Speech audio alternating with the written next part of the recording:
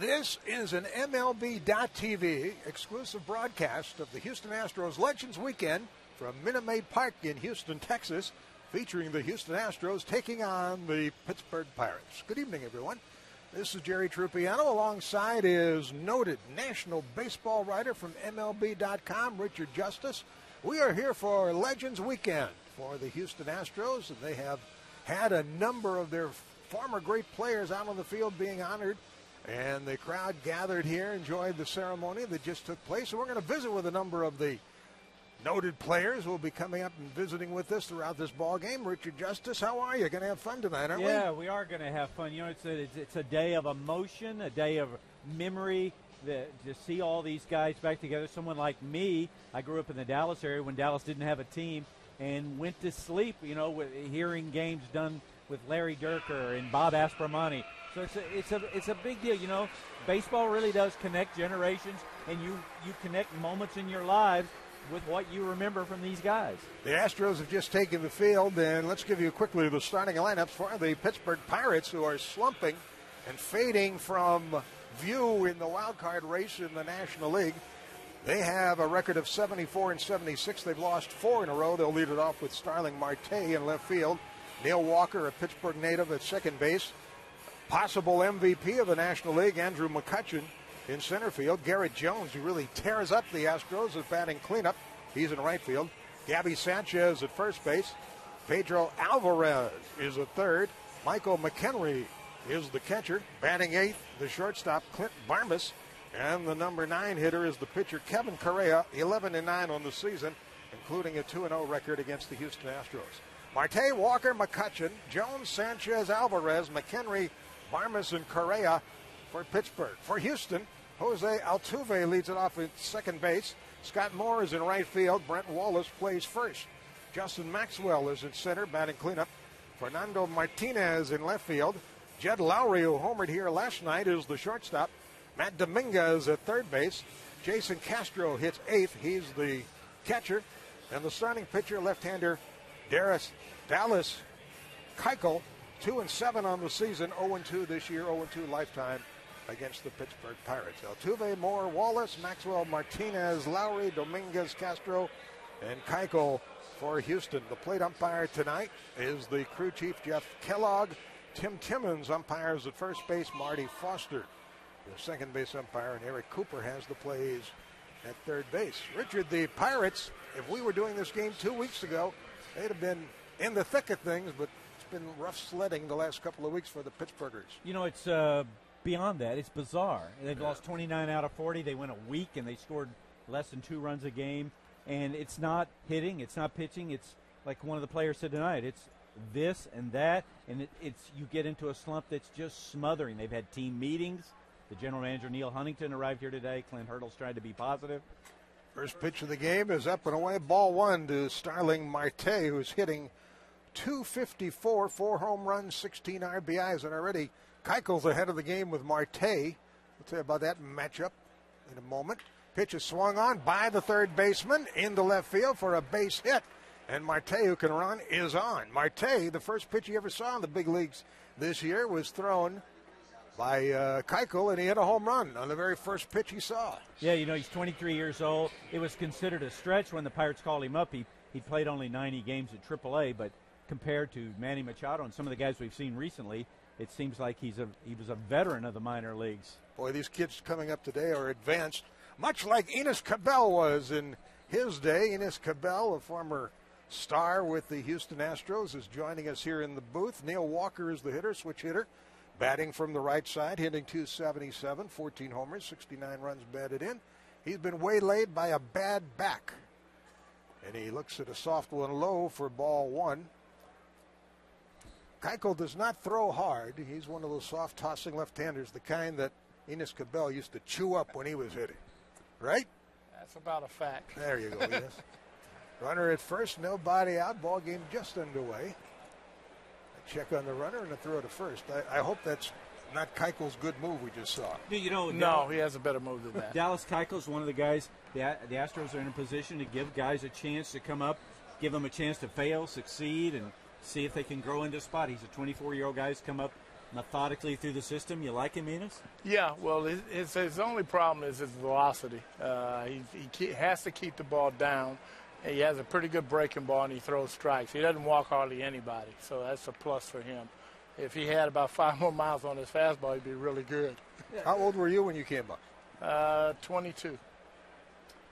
Enos, what has today been like for you to see these guys from another chapter in your life? As you get older, or is it more emotional to be with the guys again? Well, a lot of our guys are starting to pass away because we're getting up in age.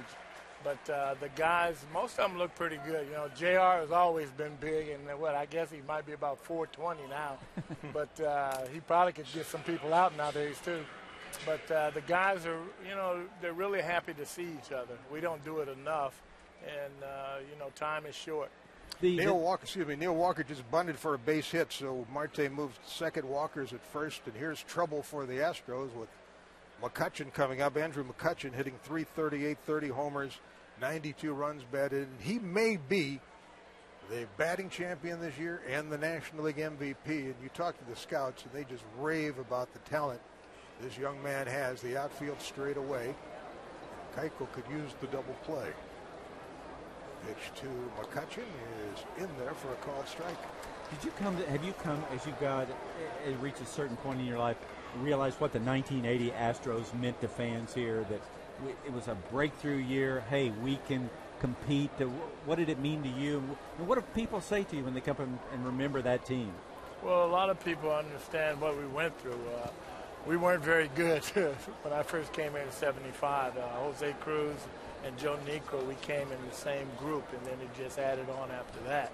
But we lost a lot of games at the start, but then we became a really good team. Here's the 1-1 pitch to McCutchen is in the dirt, 2 balls in the strike. And winning helped. It brought the city together. We won, the Oilers won, the Rockets won, so it became where we were a city, a big city. We've always been considered a small city in the middle of the country, but then we became a major league city because we were winning championships. When people talk about the Astros, the Astros now have connected generations of fans, but you were part of that, of getting a whole group of people to love this franchise. Yeah, well, we got our brains beat out a whole bunch of years. Right. McCutchen with a ground ball picked by the third baseman Dominguez on the second one. On the first double play. There's the double play that Keuchel needed. Good pick by Dominguez at third on a short hop. Going to his left. He fired on to Altuve, who relayed to Wallace to complete the 5-4-3 double play. And on the play, Marte moves to third. So he's sticking, right? Yeah, that kid's going to be a pretty good player. He's only 23 years old. We got him in the Carlos Lee trade. And the biggest thing, we always knew that he could feel. Jeff knew that. And when we got him, but he's been better hitting in the big leagues more than the minor leagues. Here's a guy, Garrett Jones, who wears out Astros pitching. He has 5 home runs and 14 RBIs against Houston this year. Left-handed batter hitting .276, 24 home runs, hit number 24 here last night. 78 RBIs. He fouled tips one at the plate. 0-1 on Jones. We hear guys talk about today at the luncheon, the Legends luncheon. You don't talk about games as much as people. Is that when you come back? What is it you take away from the experience of seeing your guys again? Well, it's just fun. There's a pop foul that we had get out of play here. It's a little difference nowadays. The kids come to the ballpark at 12 o'clock, 1 o'clock, and they're here all day, and then they stay till 10 or after the game's over with, then they go straight home. We came later. We came at 4 or 5 o'clock, played the game like the game was a Sunday night football game, and that's the way we played it. But we stayed till 11, 12 o'clock at night afterwards talking about baseball. But the game has changed. It's more of a business. They make a lot of money. They can't get hurt. They won't play hurt. We played with broken fingers, hamstring. What was a hamstring? We didn't know what happened. Poor hamstring was. And oblique. You had guys pushing for your job all the time, too, right? You had to play. I had Art Howland back of me. If I sat on the bench, Art Howland was going to take my job. I told Artie, I said, you're never playing. I said, I'm not letting you play. Pirates have a runner at third. Marte is there with 2 out. Garrett Jones behind on the count. No balls, 2 strikes. Dallas Keuchel trying to work out of a first inning jam. The infield playing the left-handed hitting Jones to pull, and here's the pitch, and that's over but low. Ball 1-2. What was your favorite year, Reeves? Probably the 80 year because of what Richard said. We had lost for so long, and we should have probably won in '79. We had some bad breaks, but we didn't. They go get people in the middle of the year. They didn't go get anybody for us. And we had like a 10-game lead on Cincinnati and the Dodgers, and we ended up losing. So if we could have got some help, we probably would have won. We only had like 5-6 guys that could hit, and then you had to wait till you turned around again and guys come back up so we could score. 2 balls, 2 strikes, the count on Garrett Jones. We're talking with Enos Cabell, and here's the next pitch, outside and low, a full count. On deck is right-handed hitting first baseman Gabby Sanchez. Keuchel would love to dispatch Jones here, but he's not going to groove one with a base open. And slumping Gabby Sanchez on deck, even though he's a right-handed hitter. When you went through things like the Pirates are going through now, what should a manager say? Well, there's nothing you can do. You have to learn from losing and making mistakes. And that's probably what happened to us in '79. We didn't have a Joe Morgan. I think I was one of the veterans on the team, and I was like 28 years old. So it was a difference when you haven't been through those battles. It's a learning part. You want to win bad, but heck, we had a heck of a pitching staff, but we didn't have a closer in '79. And in '80 we had Dave Smith, LaCourty, and then Joe Sambito. Swing and a miss. Jones goes down swinging, and Keuchel works out of the first inning jam. Enos Cabell, great to see you. Well, thank you, Joe. Nice all the best. You're looking well. Well, thank you. You look like you're ready to play. I wish I could.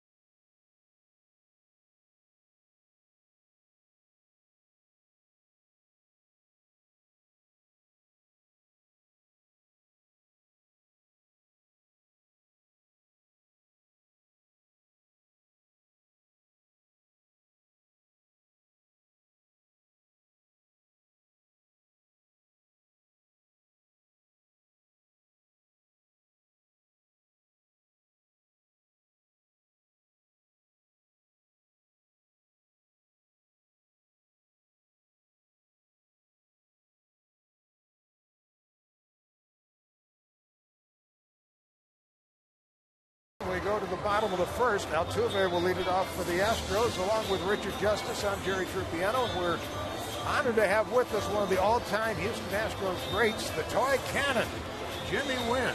I see that video of yours all the time from Crosley Field in Cincinnati when you hit the ball out of the ballpark and out of the freeway. I hope they had good insurance back in those days. You might have hit a sedan. Well, I did, really. Did you? Yeah, it bounced right out of the car. Of course, everybody loved that home run, and everybody always asked me, how far did you hit it? You know, back then, they didn't measure home runs. It just had a home run. So I always remind people, watch the ball bounce on the freeway, and up about two and a half blocks up, that's where I was going. Altuve, first pitch swinging, beats it out for an infield hit. Now there's a 5-game hit streak. Little Jose Altuve, first pitch swinging against Kevin Correa. Legs went out as he hits one in the hole on the left side. So the Astros put their leadoff man on, and Scott Moore will be up next. A left-handed hitting right fielder, hitting .243, 8 homers, 23 runs, batted in. Where did you get the nickname, the Toy Cannon? I got it from a guy who worked with the Houston Chronicle in the early 60s. His name was John Wilson. Being a little guy and hitting the ball so far, that's how I got the nickname. With a runner at first, Sanchez holds against Altuve, who has 32 steals. He's going. The pitch is low. The throw down is in time. The shortstop Barnes took the throw from McHenry, who got rid of that ball in a hurry. McHenry throws out Altuve trying to steal. The caught stealing goes 2-6 for the first out of the inning. Jimmy, down in the lobby at Union Station, there are the seats that were painted with the rooster and with the cannon. I just noticed today those home runs that you and Doug Rader hit in the goal level at the Astrodome were 12 days apart. Yes, his was during the exhibition season. Okay. And his home run didn't count. My home run is against the Atlanta Braves against Phil Negro. My home run counted. Now, what? Tell me about the at bat. It was of course, Phil always throw nothing but knuckleballs, and I just happened to get a knuckleball that didn't knuckle. And they always say that if you hit a knuckleball the right way, the right seams, it will go a long way, and that one did. Correa, the pitcher, just almost disjointed himself. His spikes caught on the pitching mound, and he didn't release the ball. No harm, nobody on base. The catcher checked with him to make sure he's healthy. Now the fastball is down and in for ball 2 to Scott Moore.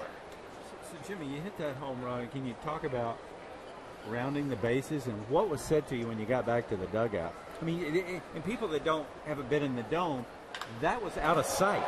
Here's a drive to left field deep. This ball is off the scoreboard. Extra bases for Moore as the ball bounces back towards the infield, chased down by Marte. And the caught stealing really hurts, as the Astros might have had a run here. And Altuve was thrown out for just the 9th time this season. And on the heels of that, Scott Moore doubles off the scoreboard in left. The answer to your question was that I knew the ball was going the minute I hit it, but I didn't know how far. And when I got back in the dugout, everybody was pointing where it went. And they kept pointing. I said, where did it go? It said, keep looking up, keep looking up, keep looking up. The goal section. So I said, wow. Wow. Here's Brett Wallace, the first baseman, hitting .265, 8 homers, 21 runs batted in. Has an RBI opportunity. Infield playing him to pull the pitch over the inside corner for a call strike. You played with Doug Rader. He wasn't wrapped too tight, was he? No, he wasn't, but he was the man that we needed on that ball club at that particular time because he kept everybody alive. He was one crazy individual, but he could play third base. Larry Durker always tells the story about him pulling his golf clubs out and starting hitting golf balls all over the clubhouse. He did that, and once he swung the golf club and hit the ball, he always hollered 4. And matter of fact, he almost got me one evening. A ball and a strike here to Wallace with Moore at second, and one out. We're talking with former Astros great. He's still great, but a former player, Jimmy Wynn. Thank you. Next pitch in the dirt off the body of McHenry. Runner going to third, no play. And Moore advances on a wild pitch from Correa. Just his second wild pitch of the season. Well, here's a chance to get a run. You've got to get a lead and build from there, right? Well, this is what the Astros have been doing all year long. When they get runners in scoring position, they can't get them over. And just hopefully tonight, there might be the night where Wallace hit a fly ball or get a base hit to bring him in. Jimmy, what's today like for you, seeing all these guys and bringing back people, being told and people appreciate what you did here? It was great. One word come out in mind is the camaraderie that we had with all the players. Nice seeing Carl Warwick once again, Bob Bruce, all the guys, and it was just wonderful. This is a fantastic day, and I just hope the Astros continue. Jimmy, what did you think the first time you saw the Astrodome, or the first time you heard, hey, we're going to play baseball indoors? Like a little kid in a candy store. The man says you can pick out anything you want, keep it. You don't have to pay for anything. And, just sitting there or standing out there watching the people build the dome. And 1965, when the dome was open, it was just like, wow, I'm playing Major League Baseball indoors. That was the brainchild of Judge Roy Hoffhines, and it was the 8th wonder of the world, they call it. He was a man that had a vision. I think that he was before his time as a base hit. Drive base hit into center field. Way to go, Jimmy. Way to go. 1-0 as Wallace picks up his 22nd RBI. Got ahead on the count, 3-1. Got a pitch to handle. Released a single into center field. You'd love those 3-1 counts as a hitter, don't you? Oh, I love them. I love it. I'm not moving, guys. We scored a run today. That's it. Do you remember walking in the dome for the first time? Yes. Of course, I always come to the ballpark early when I was playing ball back then, but coming to the Astrodome, I wanted to take a look at it and just walk around it and see how wonderful that place was. And I tell you, to create a place like that indoors, nobody ever thought about it. And the brain trust of Judge Roy Hallfines, I tell you, it was one beautiful place, and I enjoyed playing there. Justin Maxwell just fouled one off his front foot, the cleanup hitter, hitting .237, a club-leading 17 homers, 50 runs batted in. That first year before they painted the roof, what was it like trying to catch fly balls? Horrible. Horrible, believe me. They came up with all kind of suggestions of painting the ball black, yellow, green, white, brown, and we still couldn't see the ball. And once we had that ball game against San Francisco Giants and we lost it 2-0, when Jim Ray Hart accidentally hit a ball 425 feet. Accidentally? Yeah, accidentally, yeah. I wish he had hit the ball out of the ballpark instead of hitting it off the wall. And we lost the ball game that day 2-0. When we came back, the behind home plate was painted, and we could see the ball a lot better. A count of 1-1 on Maxwell. Runner at first being held there. Wallace has driven in the first run of the night. Pitch from Correa, swung on and missed. And had a little giddy up behind it. A ball and 2 strikes on Maxwell, a big, strong right-handed hitter. You like this young kid? I do. I wish that he swing at strikes instead of swinging all wild and kind of. I think it's a thing with him where he wants to hit a home run all the time. Sometimes he does, and sometimes he strikes out. With a count of a ball and 2 strikes, the next one from Correa is high. It's 2-2. Patience has to be learned as a hitter, doesn't it? Oh yeah. It took me 4 or 5 years to really learn my strike zone, and once I did, I had a pretty good year after that. I think that's the year that I broke 1968 or 67, one of the years that I broke or tied the walk record. So, if you're patient, you can get your own pitches and hit the ball well. There's hitting room through the left side from Maxwell, who waits on a 2-2 pitch, leaded first by Wallace. Correa to the belt and to the plate, and a fastball over the outside corner, a sizzler for a called third strike. Correa gets his first strikeout of the night, and that's the second out of the inning. Pretty good heater there. It was, home run or strikeout, so that's what he's doing. Here's Fernando Martinez, a switch hitting outfielder playing left field tonight. He's been bothered by a bad knee. He's got 3 home runs, 10 runs batted in, hitting at .231. 1-0 Houston. Jimmy, when fans see you, what do they remember? What do they say to you? Are you still struck by the fact that years later they remember things you did, how you did them? Oh yeah. I'm very honored that people remember what I did back in the early '60s and the '70s, even with the Yankees and the Dodgers in 1974. So, they keep me abreast what goes on in my lifetime, and I really love it. And I'm just happy that the fans keep up with me.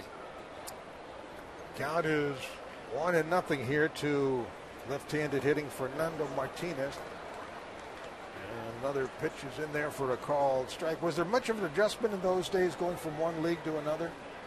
Oh, it was 1976 when I got traded from the Atlanta Braves to the Yankees in 1977. It was like, Jimmy, we brought you over here to be the designated hitter, and I never played. The first game I hit a home run, and for about a month and a half I never played. So it was a lot different coming from the National League to the American League. A check on the runner. The 0-2 pitch. Martinez goes down swinging, chased one down low and didn't get it. 2 strikeouts in the inning for Correa, but the Astros get a run on 3 hits. They leave a runner, and after 1, it is Houston 1, Pittsburgh 0, and we'll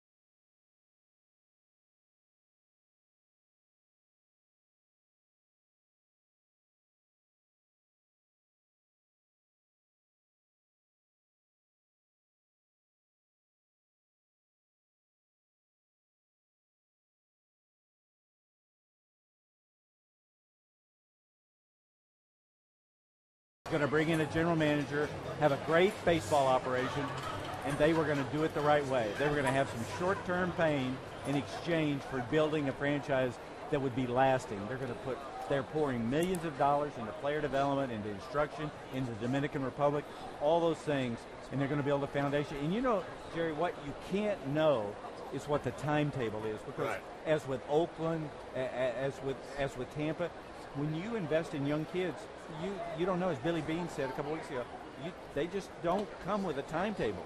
Gabby Sanchez takes a called strike, the first baseman, hitting .225, 6 homers, 27 runs batted in. At the same time, if you make judicious judgment on players and you pick the right guys, the group of veterans to move in with the young players, you hit. Here's a shot to deep left field off the bat of Sanchez. And we have a tie game. He hit the back wall in left field, and it's a 1-1 ball game. Sanchez breaks an 0 for 7 with his 7th home run of the year. And just like that, the game is tied 1-1. What I started to say was, if you get the right mixture of veterans with young players, sometimes you hit the jackpot, like Baltimore may be in the process of doing. Yeah, the Orioles had a core of guys: Adam Jones, Matt Wieters, Nick Markakis, and a lot of pitchers. Jake Arrieta, Zach Britton, Chris Tillman. And those pitchers had to go up and come down and go up and come down this year. But it all works, and they mix some veterans in there. And what the manager's done to use 51 players, to use 25 pitchers, it's a phenomenal story. The Orioles are an incredible story this season, and what it tells you is it is a very inexact science. Pedro Alvarez took ball one, now looks at a strike, and it's 1-1. Dan Duquette deserves credit too for putting that club together. Yeah, he goes out and gets he's gotten guys. Miguel Gonzalez released by the Red Sox. Nate McLeod released by the Pirates. Here's a drive to center field. It's going to be caught by Maxwell off the end of the bat of Alvarez, who flies out for the first out of the inning, allowed out here. And I know you know Dan Duquette from Boston. 10 years out, he built the Israeli professional league. He'd run a youth academy. And I think he was so happy. I think he got a chance he didn't think he was going to get. And he and Buck Showalter they're both headstrong guys. Yeah. that it just works. Well, I mean, they have a great chemistry, and you can never Buck's done an unbelievable. He's the runaway manager of the year in Major League Baseball this year. But the core of guys, Adam Jones in the lead, done a fantastic job with the Orioles. Right-handed hitting Michael McHenry, the catcher, looks at strike one, hitting .249. He's got a dozen home runs, 39 runs batted in from a distance. This guy reminds you of Mike LaValliere a little bit. Not quite as heavy as Spanky LaValliere, but built along similar lines. The pitch is hit off the end of the bat to first. It's picked by Wallace. The pitcher covers, bad throw, tag, too late, and McHenry is safe. And there's going to be an argument here. Tony Francesco, the manager of the Houston Astros, the interim manager, comes out to argue. The first base umpire made the call, Tim Timmons, as the first baseman Wallace went to his right to glove that ball, and then the pitcher got over. It seemed to be in decent shape. Now the umpire is going to talk it over, and with the meeting here, there may be an overruling here of Timmons by Jeff Kellogg, the plate umpire, one of the other umpires. With the naked eye, it appeared that the runner was out. Jerry, what do you think of umpires meeting like this? I'm all for trying it. to get the call. He's out. They got the call right. And that's going to bring Clint Hurdle, the Pittsburgh manager, out. So McHenry is out 3-1. And now Hurdle is going to have a say. The first base coach, Luis Silverio, is also squawking here. And Hurdle wants to know from Timmons, why did you change that call? Major League Baseball encourages these guys to do that. And some crews have a signal that if another umpire got a better look at the play, he has a signal and he'll just take a few steps onto the diamond. And Hurdle's been thrown out of the game by Timmons, and they're going nose to nose. Well, I would say Clint Hurdle has a lot of frustration right here. He's turning beet red right now, and he is nose to nose with Tim Timmons. The Pirates have had a tough time, and now the plate umpire is trying to get Timmons to move away. Jeff Kellogg taking charge here, the crew chief. And Clint Hurdle has been ejected by Tim Timmons. You can see that one coming. You know, when you're 11-29, when you see your season drifting away, you have to do something. You know, and there's no, I mean, they've tried everything. They've shaken up the lineup. They've brought kids up, sent kids down. And sometimes maybe it's just a matter of an action. You never know what's going to snap a club in or out. So, the bases are now empty. There are 2 out. And the batter will be the shortstop, Clint Barmas, hitting .228. 8 home runs, 43 runs batted in. And Keuchel delivers low, ball 1. It's a 1-1 ball game. Each team scoring in their last at bat here. The next one, swing and a bouncer foul into the third base dugout, occupied by the Pittsburgh Pirates. A ball and a strike. It's Legends Weekend here. I'm Jerry Trupiano, alongside is Richard Justice. We'll be visiting with Houston Astros legends throughout the course of the evening. Next pitch is hit on the ground for the shortstop, Lowry. He picks it, he throws it, inning over. Barmas is out 6-3. The Pirates tie it on a leadoff home run in the second by Gabby Sanchez. We played an inning and a half at Minute Maid Park in Houston. It's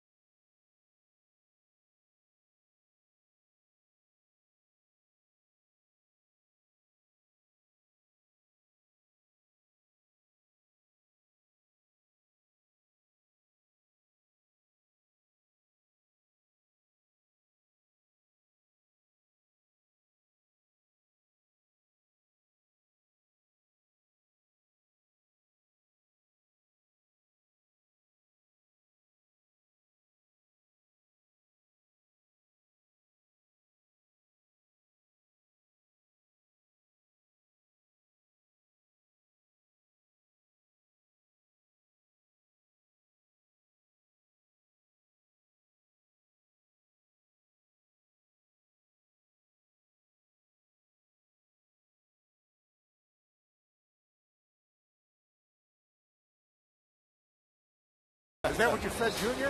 Yes, so. Yeah. You see him on television all the time now. Looking pretty good. I've been watching. He must look like Mom, huh? I guess. Yeah, just like mother. So, Cheo, after the 1974 season with the Cardinals, something happened that changed your life. What did you think when the Astros bought your contract? And it's kind of a life-changing moment, huh? Tell you the truth, you know what? That's the best thing happened to me when I got traded here. You know, I just really enjoyed, you know, here all those years in 1975 all the way to 1988, 87. Plus, you know, I coached for 13 years, and my kid grew up here in Houston, so that's pretty nice for me because they don't have to change school. And I could be free agent in 1979, but I decided to stay here in Houston, sign 5-year contract, and that was it for me. Stay forever here. Jed Lowry leading it off for the Astros. Bottom of the second, the shortstop hitting .253, 15 homers, 41 runs batted in. He chops a foul near the on-deck area, a ball and a strike. Cheo, fans here came to love you. What do you think it was about your game or your personality that was so appealing to people? Well, you know, I'll tell you the truth. Maybe the way I play, you know, I play hard every game, and probably I was using the uniform different than everybody else, and plus I enjoy playing here with the Astros. You know, people can tell when you enjoy what you're doing. I mean, I would enjoy every minute when I was playing, and even that, you know, not too many people come to the game. You know, I was one of the most underrated players when I was playing. Nobody know who I was. You know, I was playing maybe in those big cities like Chicago, New York. Could be a different story, but you know, I don't really want to say nothing about that. I'm proud to be Astro. That's all. Lowry strikes out on a slow curve, 3 strikeouts for Correa. I still have that vision in my mind at the end of that great series between the Astros and the Mets in '86, that heartbreaking loss here in the 16th inning in that 6th game, you sitting in the dugout so dejected. You put your heart and soul in this game, and when it's broken like that, it's you just can't turn it off, can you? Yes, that was 1980 when we played against the Phillies. I think that was one of the best playoff ever. I think I'm really I have a good playoff that year. And in '86 I wasn't too good, but in 1980 was really my best one. And the first time that we had a chance to be in the World Series, we were so close. We just need maybe a couple hours to be there. And probably that year we could win it because that was that year the Kansas City won in American League. Matt Dominguez at the plate, hitting .291, 4 homers, 12 RBIs, a count of 1-1. We're talking with Jose Cruz, and the pitch is fouled to the screen, a ball and 2 strikes. How would you hit in this ballpark? I'll tell you one thing. You know what? We were talking about that just not too long ago. They were talking about why they don't have this ballpark when I was playing. but I really enjoy playing the dog. I tell you the truth, that makes me a better hitter. I changed my style of hitting, and I come out very 300 hitters for 6 times. Ground ball up the middle, and Barmas to his left gloves, throws off balance, and it's an infield hit for Dominguez. Barmas made a good effort to get to that ball, but was not in position to throw, and Dominguez has an infield hit, the 4th hit of the game for the Astros. But for sure, if I play in this ballpark, my number as a power hitter probably be a lot better. Oh, yeah. This is a hitter's park. Oh, yeah, I agree. You remember when, Lima come over here and standing over here and look, he say, oh, my God. I don't think this part is going to be for me. After so few years preaching in the dome, you can tell me, you're a smart hitter, you can say, wait, it isn't. I know a power hitter. I want to be a 300 hitter. So here's Jason Castro, the left-handed hitting catcher, hitting .259, 2 home runs, 23 runs batted in. Slightly open stance from the left side. Sanchez holds against Dominguez. The pitch from Correa is in there for a called strike. Cheo, on a day like this, when the franchise takes a day to bring the different generations of players together and to let them know we appreciate what you guys did, we as fans, front office. What's the day like for you? I'll tell you one thing. I think it's great. I gotta say thank to Jim Crane and all those people, Mr. Postolo, to have a lot of things to do to bring all those guys, the legends here. It's great to have all those guys back. I bet you everybody having a great time here. But I have a great time. I'm like a little kid now. Seeing my old teammates for a long time, and I see it before me. It's all good to see all those great hitters and players and great persons. It's the legends. 1-1 on Castro, the number 8 hitter. The pitch is swung on and chopped foul up the first base line. Is it because you spend you live with these guys for 6-9 months a year? What's it like when you get back together? What do you guys talk about? We talk about a lot of things when we were playing. Remember what we used to do. We used to be more together. Like now, the players they don't get together like we used to do. We used to go out together in group to go out and eat. We play cards in class. We used to play dominoes in the clubhouse, and we don't used to come down, that early.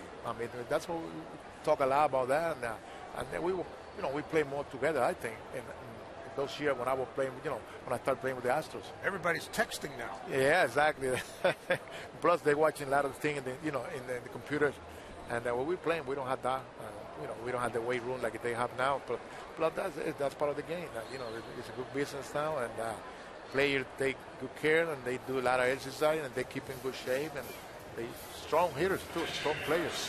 Castro strikes out on a slider down on the way, and here's the number 9 hitter, the pitcher, Dallas Keuchel, 5 for 41 at the plate this year. He usually makes contact. He has struck out 16 times in 41 plate appearances. The number 9 hitter takes inside ball 1. Even if he makes it out here in the National League, you turn that lineup over again for the next inning. 1-1 our score. We're talking with Jose Cruz. So who were the funny guys that you played with?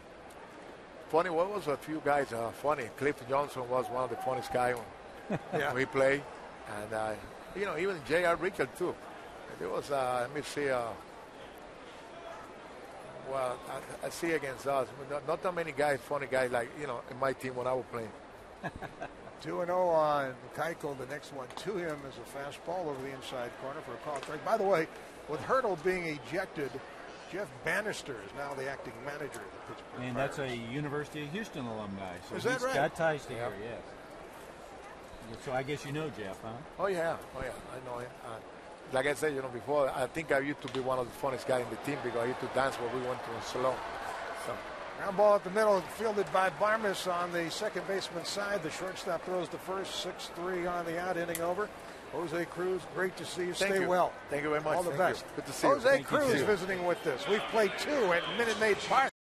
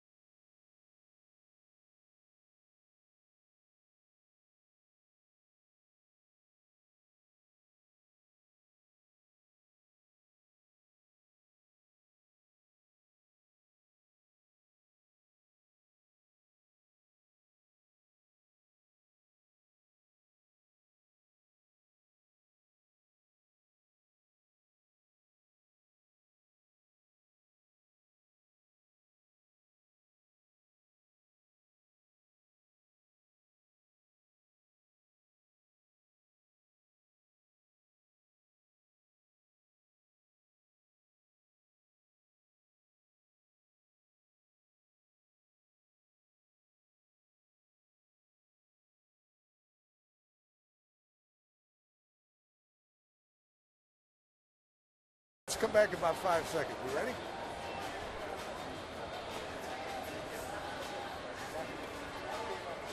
Oh, okay.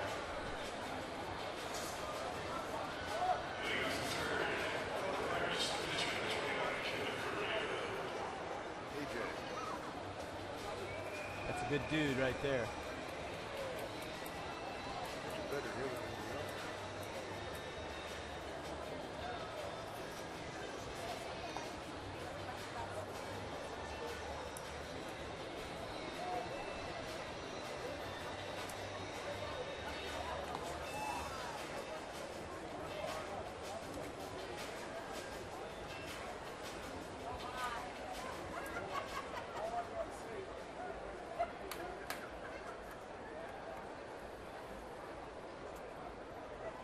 Jerry Trippiano and Richard Justice back at Minute Maid Park. We go to the third, 1-1, Pirates and the Astros. Correa leads it off for Pittsburgh. Their pitcher looks at a called strike, and we're honored to have with us on Astros Legends Weekend one of the Astros true legends, a member of the 3,000 hit club, Greg Biggio, as Correa chops one foul. You would have hammered that pitch. That was in your wheelhouse. Let me tell you what, I understand how hard the game was, so sitting up here, it's even harder. So I will never be one of these guys. But look at all the room. I understand. It's a simple game from out right here. Why didn't you hit? Why didn't you kill that ball or this or that? It's just this is a hard game, and these guys are really good at it. A little chop foul. You were pretty good at it too. Well, I just thought I was probably lucky 3,060 times. So I'm going to embarrass you. You're a future Hall of Famer. Well,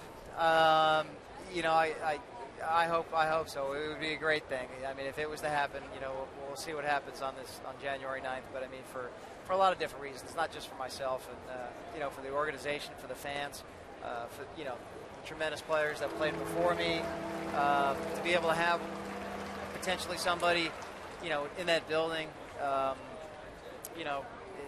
like I said, we don't have anybody to have somebody with the opportunity to get in that building. That would be pretty special. But I've got to know, switching from behind the plate to center field to second base, and still keeping your offensive game intact, that had to be a struggle. Actually, you know what? The second, we went from catcher to second base, and that was probably the hardest thing that I ever had to do in my life. And, it was something that it took me about a good year and a half to almost 2 years until I get comfortable out there. What I didn't have to think about every different scenario. But what I did learn, I took from catching to second base, is the fact that, when you're catching a baseball game and you're working with a pitcher, that's the part of your game. That when you go in and you go to hit, that's part of your hitting. So I learned how to separate the two of them as far as, the defensive side of playing second base and then coming in and hitting.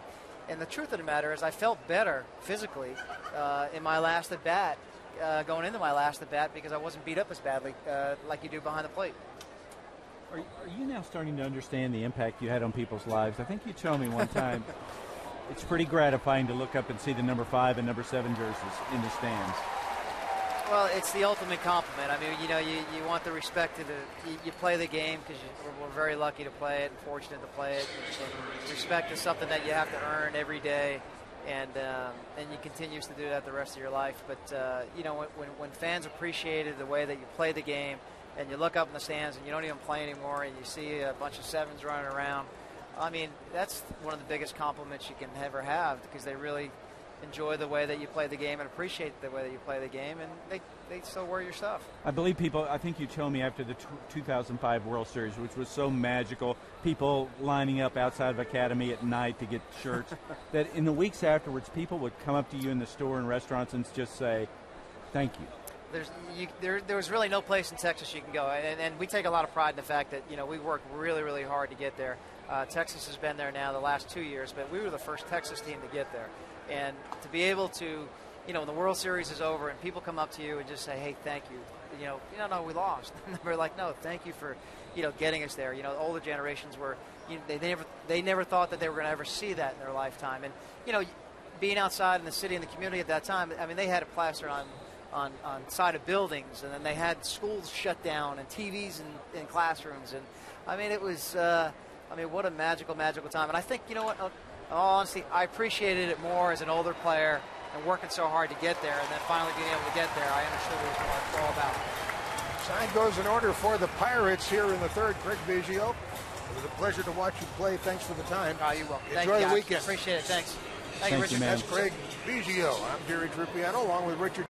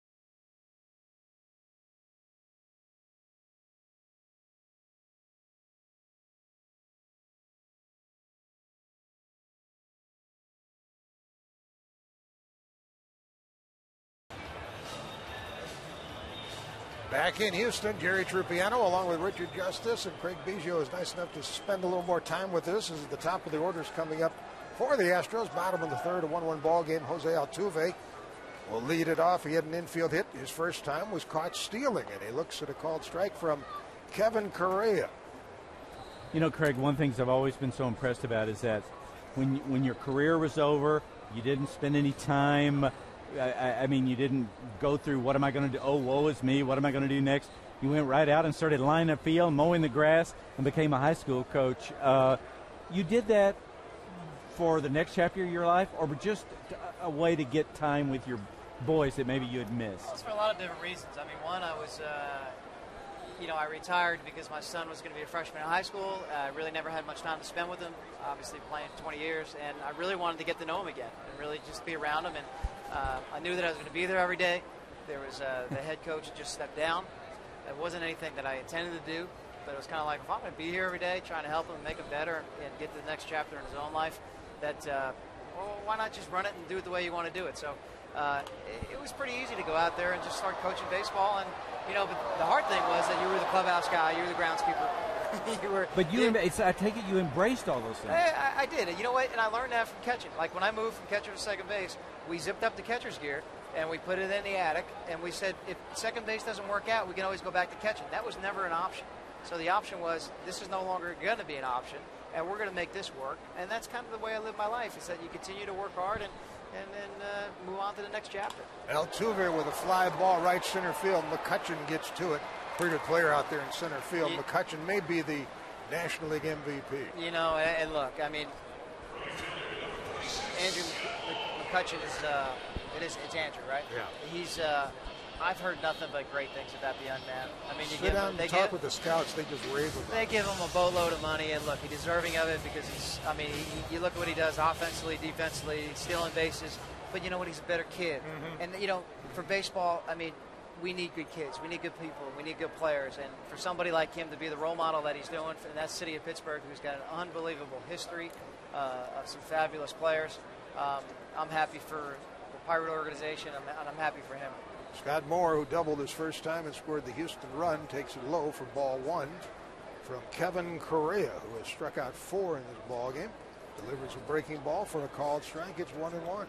Now, as Milo said today at the luncheon, Craig, you won a state championship as a high school coach, and what did you say? Oh, I got 2. And then I said that actually we've been in the state championship game 3 years in a row. We lost last year, but... So for people who don't know, tell us what your kids are doing, because we know how proud you are of them. There's a foul ball in play between Marte, Barmas, and Alvarez, and it falls in foul territory, not caught. So it's 1 and 2 on Moore. Good. The thing about Houston is that the market here is the level of talent here. I've heard a lot about it as an active player, and then getting out and then being a baseball coach, and setting up your schedule and doing all these things. You start seeing the fact that how good the talent level is. So for one, I'll put Houston, Texas up with California, Florida, and certain parts of Georgia, as far as that's the talent level here. But what we're getting to now is we're getting to the point where, we're getting some kids in the TCU and the Rice and the Georgia, Notre Dame and University of Virginia, and we're getting, some student athletes having the opportunity to fulfill their own dreams and continue to play baseball and going to good baseball programs, and obviously getting a great education. And that's probably the thing that I'm most proud about. Obviously, the state championships. I played in a World Series. They're great for the state championships, but that is their World Series. But yet again, you're going to go on with your life, and to be able to open up another chapter for them and being able to go to some of these strong Division I baseball schools, I'm so happy for them. You're coaching at St. Thomas? At St. Thomas High School, yeah. And your oldest son, Connor, is a sophomore at Notre Dame, right? Yeah, sophomore at Notre Dame. This is his second year. He got about 65 at-bats or so. He did his thing and did well. He had a successful summer. He spent it up there in North Adams, Massachusetts, and got on the buses and did the grinded, and it's part of the deal. So he's bigger and stronger now, and I'm excited for him. He's done a real nice job for himself. And your second son, Kevin, has had a terrific summer. Well, he's opened up a lot of doors for himself. I mean, he's had a very successful summer. He got to cap it off and playing for Team USA and going over to Korea and winning a gold medal in the World Games just this past 3 weeks ago, whatever. So it's he loves the game. He wants to get here to this level. So it's going to be an interesting June when this comes about, whether or not he's going to end up start fulfilling his own professional career, or he's going to go to college. So we'll see. But like I said, he's opened up some doors for himself. He loves it. The opportunity for him to be around some of the Jeff Bagwells of the world and Brad Ausmus of the world have been very, very valuable to him.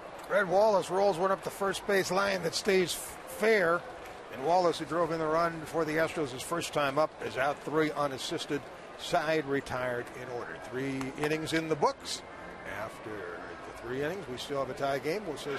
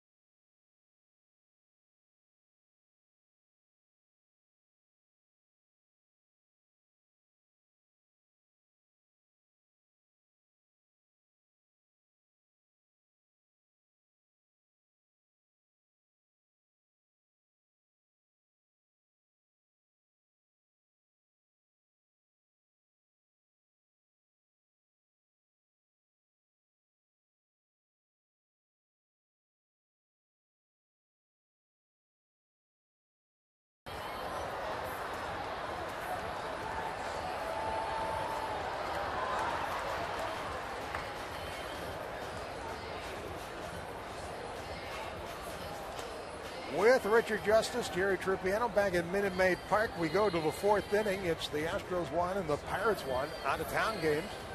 Toronto has a 2-1 lead at Tampa Bay as they go to the second inning. Kansas City home against Cleveland. The Royals are leading the Indians 2-0 at the end of 3 innings. The Orioles have won again today. They beat the Red Sox 9-6. Here's Andrew McCutchen hitting a double play his first time. He takes a called strike from Dallas Keuchel. And one of our all-time favorites is sliding in. We'll visit with Larry Dierker in a moment. McCutchen takes it inside, a ball and strike. On his double play ball, the third baseman Dominguez made a very good play his first time up. A ball and a strike on McCutchen, leading it off in the fourth. Dallas Keuchel hasn't walked anybody, hasn't fanned anybody. He kicks and fires, and the pitch is fouled off the right side, and McCutchen's in the hole, a ball and 2 strikes. Larry Dierker once told me he wears Hawaiian shirts because I asked him why. He says, have you ever seen a guy wearing a Hawaiian shirt having a bad day? So I started wearing Hawaiian shirts until they ran me out of Boston. Well, I'll tell you what, Lawrence. It works. It works. How are you, big boy? I'm doing good. It's good to hear your voice again, Jerry. Thank you. McCutchen swings and grounds a foul over the top of the third base Seen dugout. this guy play much? I tell you what, I've hung around with a lot of scouts in recent days and weeks, and everybody raves about him. He is a player. Last year at the end of the year, and I don't follow it as closely as I did when I was broadcasting, but they said, who do you like? Who's the best player in the league? And I said, I don't know. Maybe if you were going to start a team, who would you pick? And a good guy, maybe too. McCutchen. They said, who? I said, well, He hits one in the air to left center field. Martinez got a late break and comes on now to make the catch. Fernando Martinez, left fielder, makes the catch in shallow left center. He got under that one. Yeah, but he last year in September he got under a few of them and hit him straight over the right field fence about 15 rows back. He's not a real big guy, but if you're a scout, what you're looking for is guys that swing easy and hit hard, pitchers that throw easy and throw hard, guys that run smoothly and easily and run fast. And McCutchen does all those things. Here's Garrett Jones, who struck out his first time. He chops one foul up the first base line. That's the only strikeout today for Keuchel, is the strikeout of Jones. You were a 20-game winner with the Astros. I was, yeah. I flamed out early. I struck out Mays on my 18th birthday and won 20 games when I was 23, and then I just kind of faded from there. What's today like for you, Larry? What are your emotions seeing these guys that mean so much to you again, both your teammates and your players? Yeah, I don't know. It's hard to put it in perspective because there's so many generations. I think the word that comes to mind is relationships, not baseball. Yeah. Jones falls behind it as he goes after an off-speed breaking ball, a ball and 2 strikes. You also have a no-hitter to your credit, correct? Well, I got that was a blessing from above. I think I could hardly get anybody out at that point in '76, and they actually asked me, "When did you know you had it?" And I said, "Right after the first inning." Really? They always ask you that question. Yeah. I said, I was trying to think when I went back to the dugout when the last time I started a game where I didn't give up a hit in the first inning. I actually thought about it right after the first inning. Now, you were a great pitcher with the Astros, but you also became a terrific manager. Did you enjoy the managing? Not as much.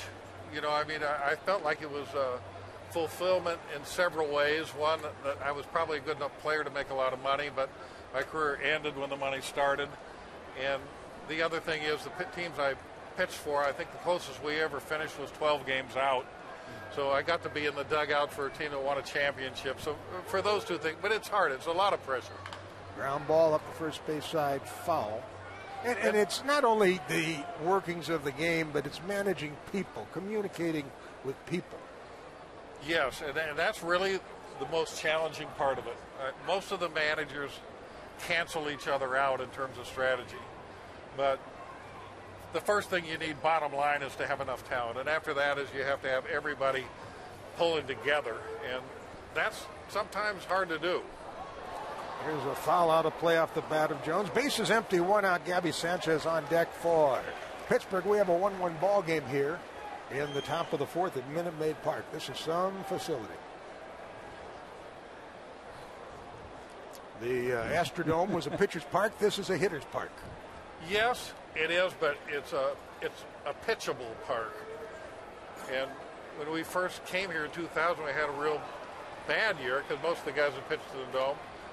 And pitching there, you know, they had the luxury of throwing the long fly ball for an out. And then when they got here, they started getting gun shy, and then they were afraid to throw strikes. And they were, you know, I was trying to push them deep into the game, and they were over 100 pitches in the fifth inning. And so I had to change the way I managed, and none of it worked out. But by the next year, 2001, we had some guys that never played in the Astrodome, and other guys that made the adjustment, and the pitching was okay again.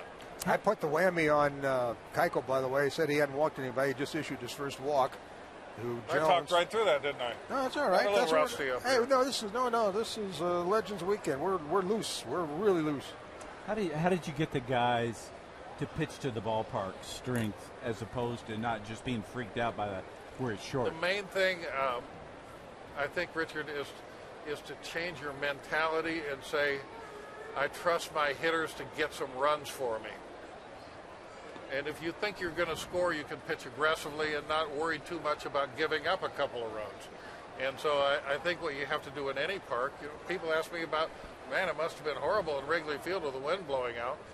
I said, well, I'd rather win 8-5 at Wrigley than lose 2-0 in L.A. and so, you know, you just have to say, if it's a hitter's park, I have to trust my hitters to give me some runs, and I'll just be aggressive and try to hold it down best I can, but probably not going to pitch a shutout. Here's the 1-1 pitch to Sanchez, and a slow roller to short. Lowry flips to Altuve for the force at second for the second out of the inning, and Jones is erased 6-4. That was the only play. It wasn't hit hard enough to turn two. No, it wasn't. One of the things that I found interesting when I researched the second book that I wrote, which was my all-time team from the 40 years of watching it, was that I looked at all the pitchers, and one of the things I looked at was their ability to get the double play. And out of all the guys I considered the absolute worst at being able to get a double play was Nolan Ryan. But when you think about it, his fastball was a fly ball pitch. His curveball was a pitch that they chopped like that last one, and you couldn't turn two. Here is Pedro Alvarez, who flied to center his first time. A strong left-handed hitting third baseman who struggles against left-handed pitching, and he takes a called strike according to our you plate see a lot umpire. of this over shifting for hitters, a lot more than there used to be, and this is probably even more unusual because Lowry's on the right field side of second, and you've got a left-hander facing a left-hander. I can see with a right-hander facing a right-hander. You wonder why guys don't bunt more just to get a guy on base. Let the next guy have a crack at it with 2 men on. Come on, Jerry. You're going back 20 years when guys were thinking about... David Martinez would do, or not David Martinez, but David Ortiz. You don't make your money with bunt singles. Yeah, well, that's true. That's true. Look at the room, though, on the left side. Does that mean they're going to pitch him inside? Because it doesn't look like they're pitching him inside. You should pitch inside or throw off-speed stuff. You don't want to throw a fastball away with the defense configured this way. Have you seen enough of Pedro Alvarez to have an opinion of him?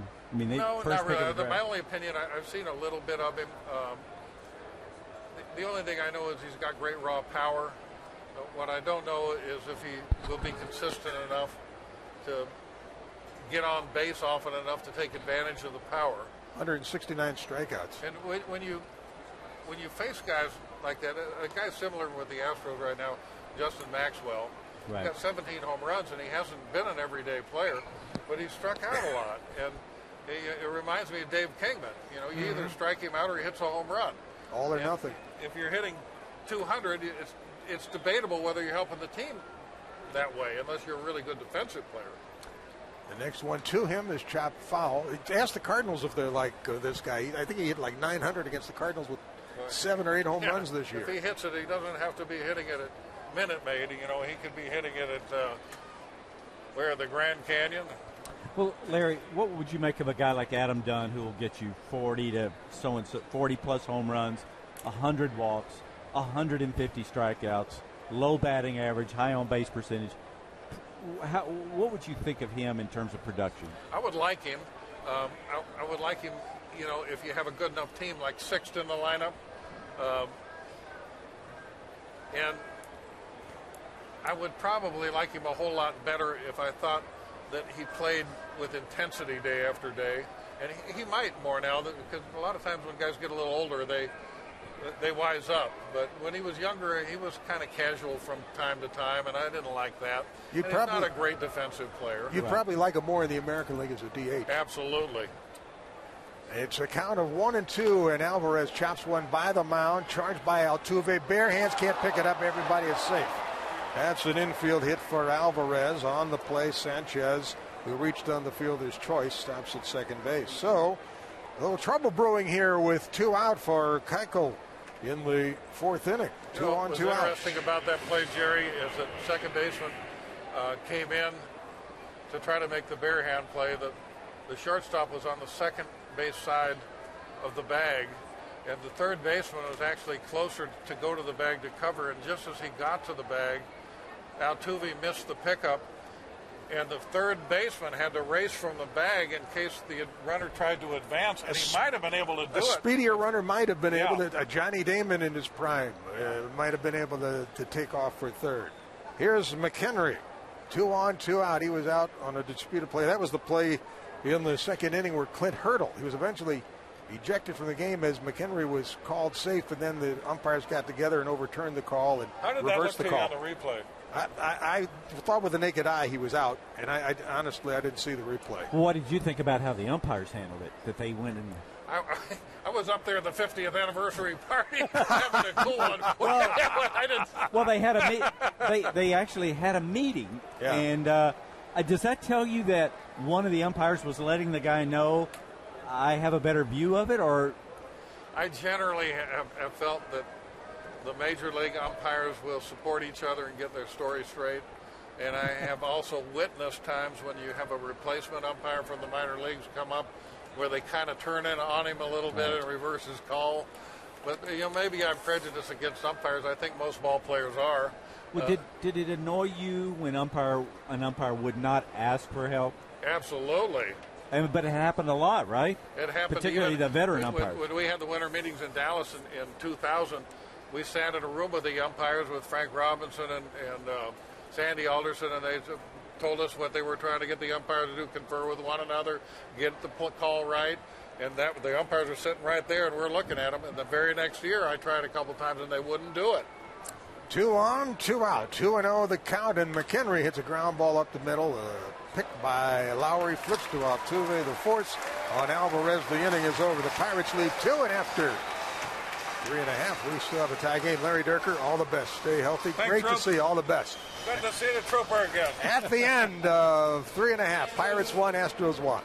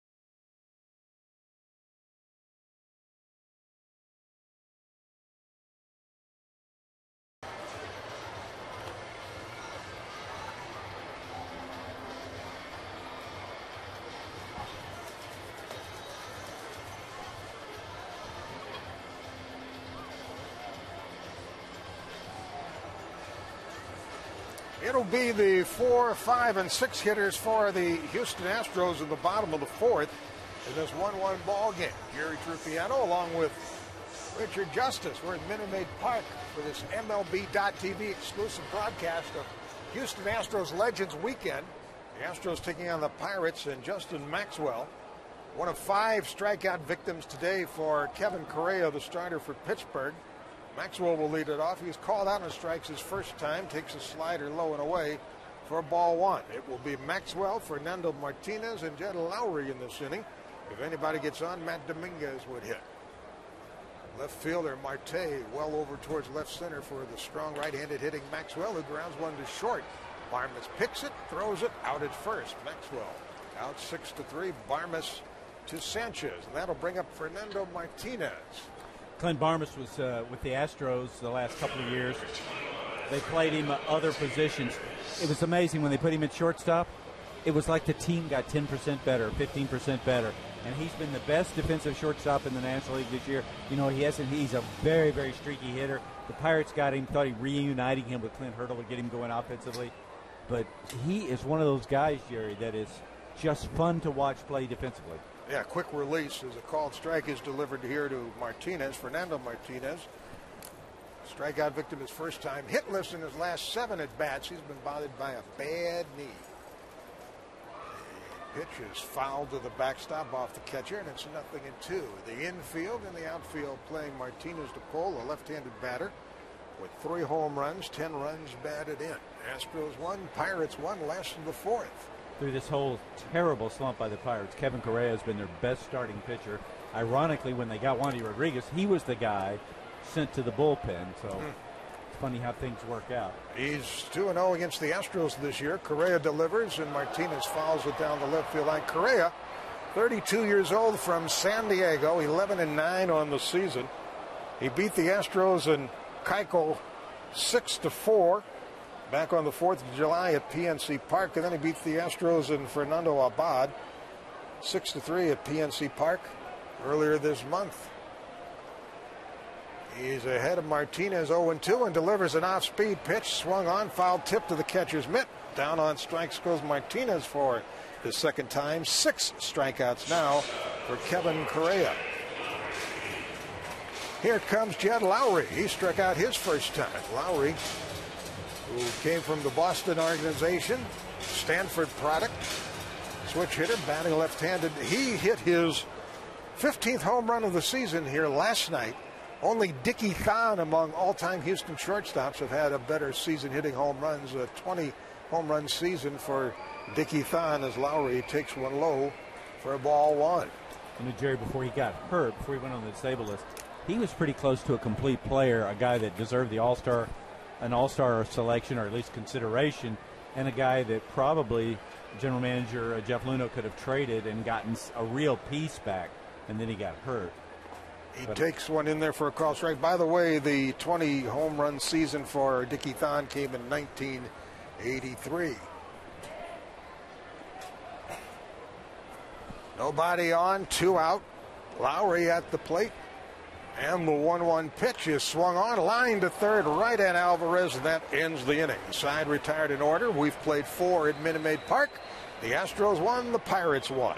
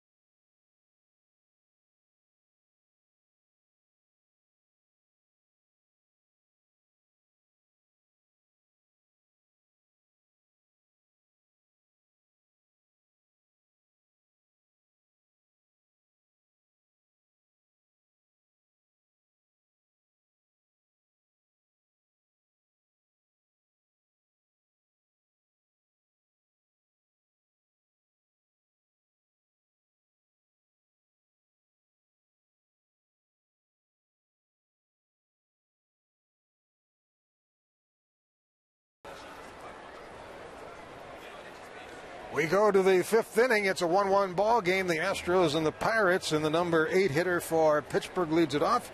Clint Barmas, the shortstop, grounded to short his first time, right-handed batter. And Dallas Keuchel delivers high for ball one. We have another guest here at Legends Weekend in our booth, Richard. Bert Hooton. He's been the longtime pitching coach at AAA and Major League level. Been a part of a lot of success with this franchise. And on a special day, it feels right to have him back here. Welcome. Well, I appreciate that. Thank you. It's always great to get back and come watch a lot of these guys that I've coached in the minor leagues.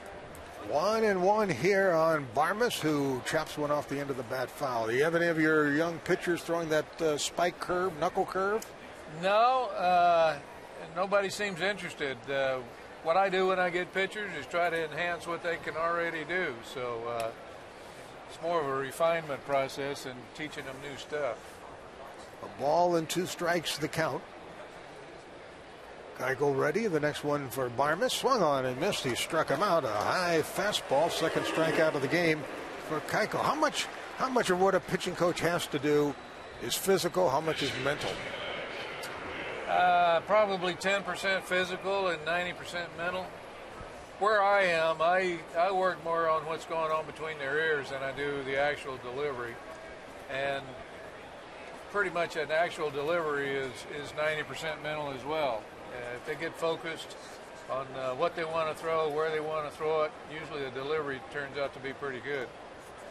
Correa takes a called strike 1-1 on the pitcher. Now, I'll bet once you make a suggestion to somebody, if they have initial success, man, they believe in it right away, don't they?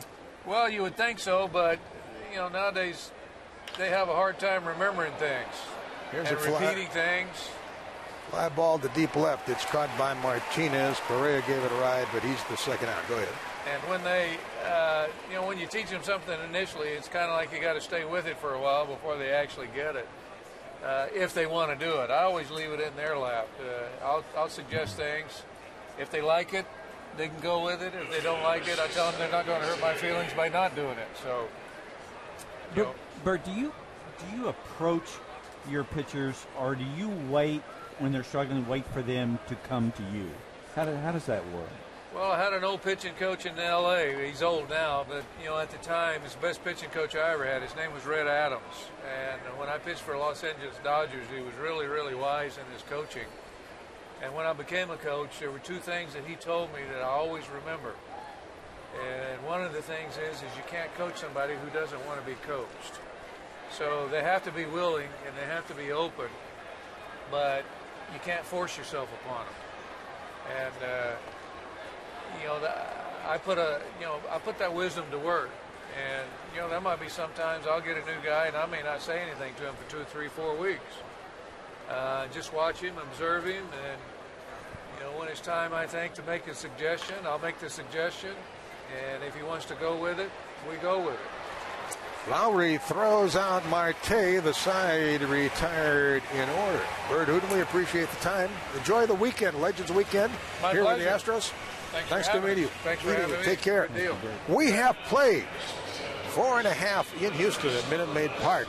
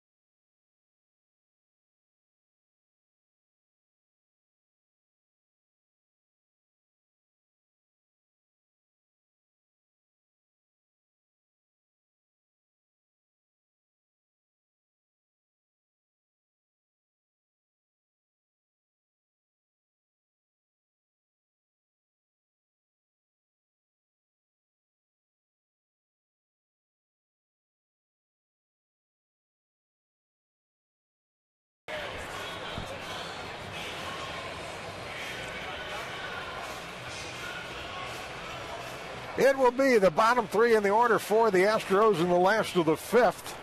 With Richard Justice, I'm Jerry Trupiano. Matt Dominguez leads it off for the Astros. Jason Castro to follow, and then the pitcher, Dallas Keuchel. Dominguez had an infield hit his first time, and he takes a called strike. The Astros got a run in the first on a Scott Moore double, a wild pitch, and a Brett Wallace single. Gabby Sanchez tied it for the Pirates with the leadoff homer in the second, and that's all the scoring to this point. Dominguez fouls one off to the right and out of play, and it's 0-2 on the Houston third baseman, Matt Dominguez, who's an aggressive hitter up there, likes to pull the ball, although the left fielder, Marte, is playing him towards left center. A native of Chatsworth, California, Matt Dominguez. A rookie waits at the plate, and the pitch is way high. Correa wasted one there, a ball and 2 strikes. You know, Jerry, one of the most interesting things about this Astros team is that you have all these guys that a lot of fans haven't heard of, but they're getting a chance to grow, and you just know that in 2 or 3 years, some of these guys are going to be household names. Some are going to make it. 1-2 pitch is fisted to the first baseman. Sanchez to the pitcher covering for the out. Dominguez is out 3-1. He got jammed on that one. And that's the first out of the inning. And here comes Jason Castro, the catcher for Houston. If we describe Castro at this point of his development as somewhat of an enigma. Yeah, a very, very serious guy, a very smart guy. When the Astros drafted him in the first round of the 2008 draft, his Stanford team was playing in a regional Arizona, and he celebrated a first-round draft pick and a contract worth millions by meeting with the Stanford tutor till late in the night to finish a paper. So that's the kind of guy. And you know what? That's the kind of guy you want at this position. He lines a base hit into center field. First pitch swinging. He got a changeup from Correa and lined a single into center. Just the 5th hit of the ball game for the Astros. The Astros have 5 hits. The Pirates have 4. The pitchers have been in control of this one. Now, what the pitcher do up here? See how the Astros and Tony Francisca approaches it. Keuchel grounded to short his first time. He has 7 sacrifice bunts as Sanchez holds against the runner at first. And already Keuchel has squared the bunt. Alvarez, the third baseman, cheating in. He's made 25 errors this year. And the pitch is taken in there for a called strike. I think if I was bunting, I'd try to make Alvarez handle it. Well, you talk about enigma. That's the guy, the first-round draft pick, a guy they're going to build a whole franchise around. And he has shown flashes, Jerry, where he's capable of carrying a team. And he has had weeks when the strikeouts roll up, and you just don't know what you have in him. And I guess, like with these others, you have to let him play. Keuchel squares the bunt, pulls the bat back as he has one come in tight, and it's 1-1. Again, the third baseman, but Alvarez and the batter, Keuchel, can almost shake hands. Clint Hurdle had a meeting with Pedro Alvarez in midseason and just told him, accept what you are, accept the good pitches inside, the good things that have happened to you, and stop. I guess he was saying, you're wound too tight. You're trying to be a perfectionist. You have to learn this game. There are things. You have to go through some failure. You've got a chance to be a star. It's a cliche, but the best hitters in this sport fail 70% of the time. Right. 2-1 the count here. And maybe the failure is the most important thing a guy can learn, is that you have to deal with the highs and the lows, and take them, and keep working. You just keep grinding. It's a cliche. Now Correa steps off to see if Keuchel's going to bunt. Keuchel with a runner at first and one out. He's going to swing, and he bounces one to the second baseman. He advances the runner and stays out of a double play. The out goes 4-3 from Walker to Sanchez. They started the base runner, so they played a little hit and run with the pitcher. Or more of a run and hit, I guess. Castro advances to second. Keuchel is out for the second out of the inning, and now Altuve has a chance to put the Astros on top. Altuve has an infield hit with the caught stealing. He flied to center his last time. Here's an RBI opportunity for Altuve, who leads the Astros with 43 extra base hits. This little guy, and he's 5'5", occasionally will get a hold of one. 5 home runs on the season. He's driven in 35 runs. Hitting room through the left side. They play him as an off-field hitter. The pitch. That's in there for a called strike. Correa's not overpowering. Has pretty good command.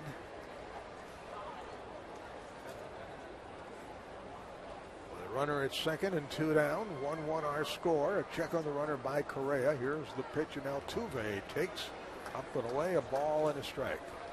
Jose Altuve, A-L-T-U-V-E. Likes the ball up from Venezuela.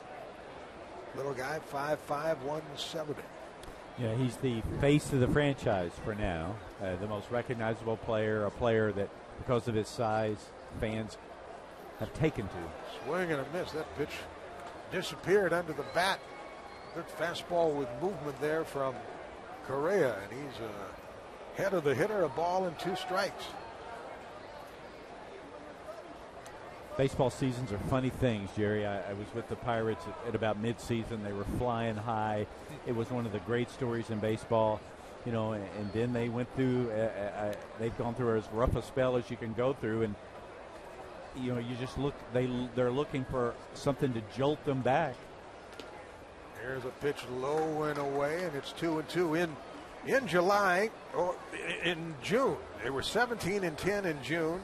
They went 17-9 in July, and then things started to slip for them in August when they went 11-17. They are 4-15 at the moment in the month of September.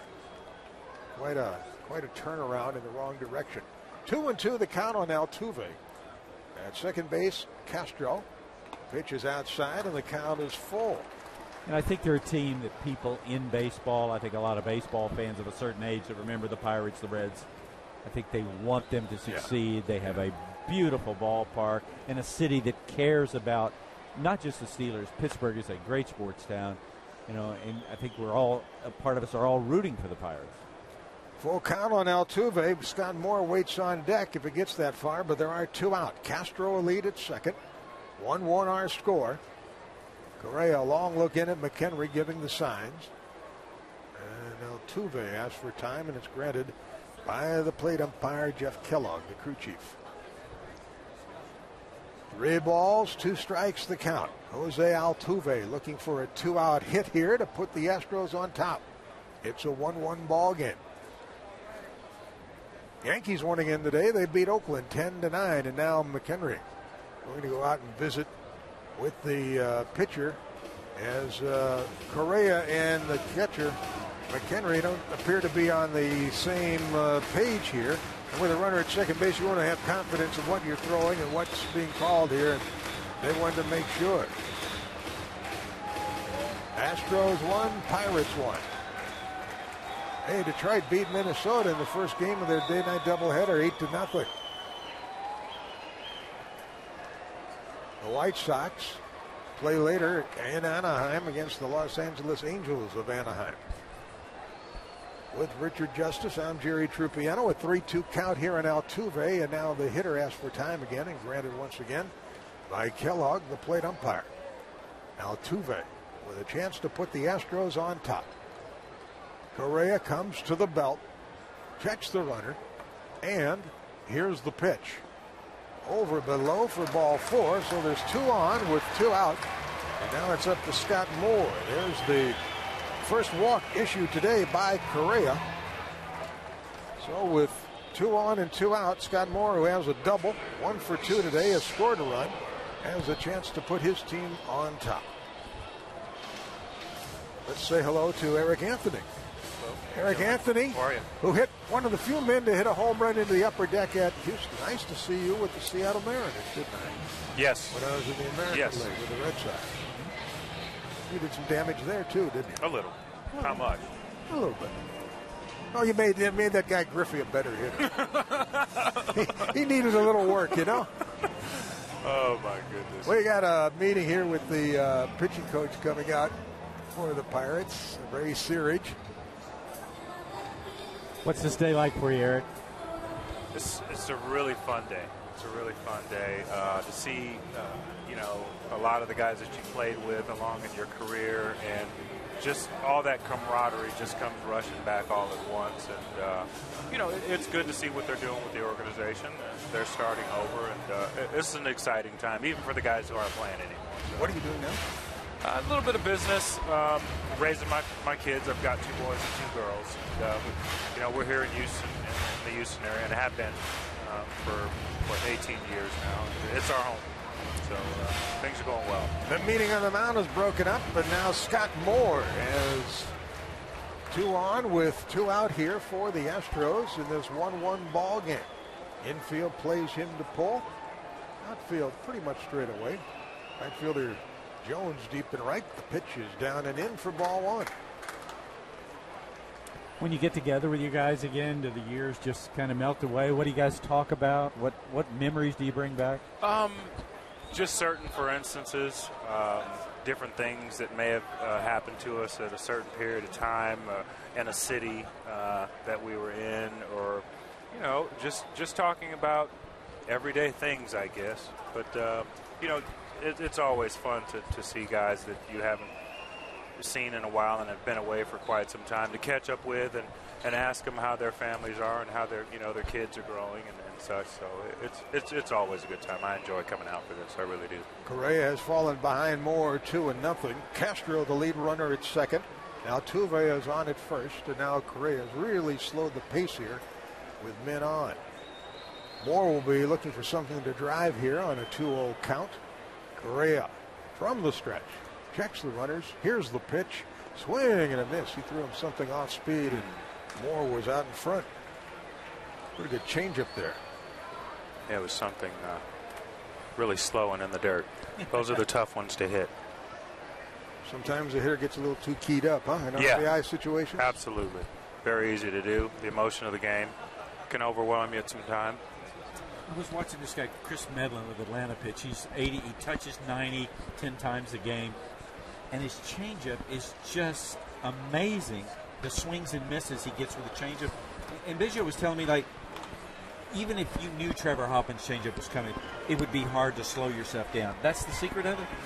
It's just certain guys that just are able to perfect a pitch like that, and they become masters of it, and you just know that it's in your mind that, yeah, I know it's coming. But the arm action, right? Yeah, I mean, you know, I see his arm, but then the ball is just coming at such a slower rate. So it's a horrific pitch to see when you're at the plate and to recognize. But then when you go to swing at it, it's not there.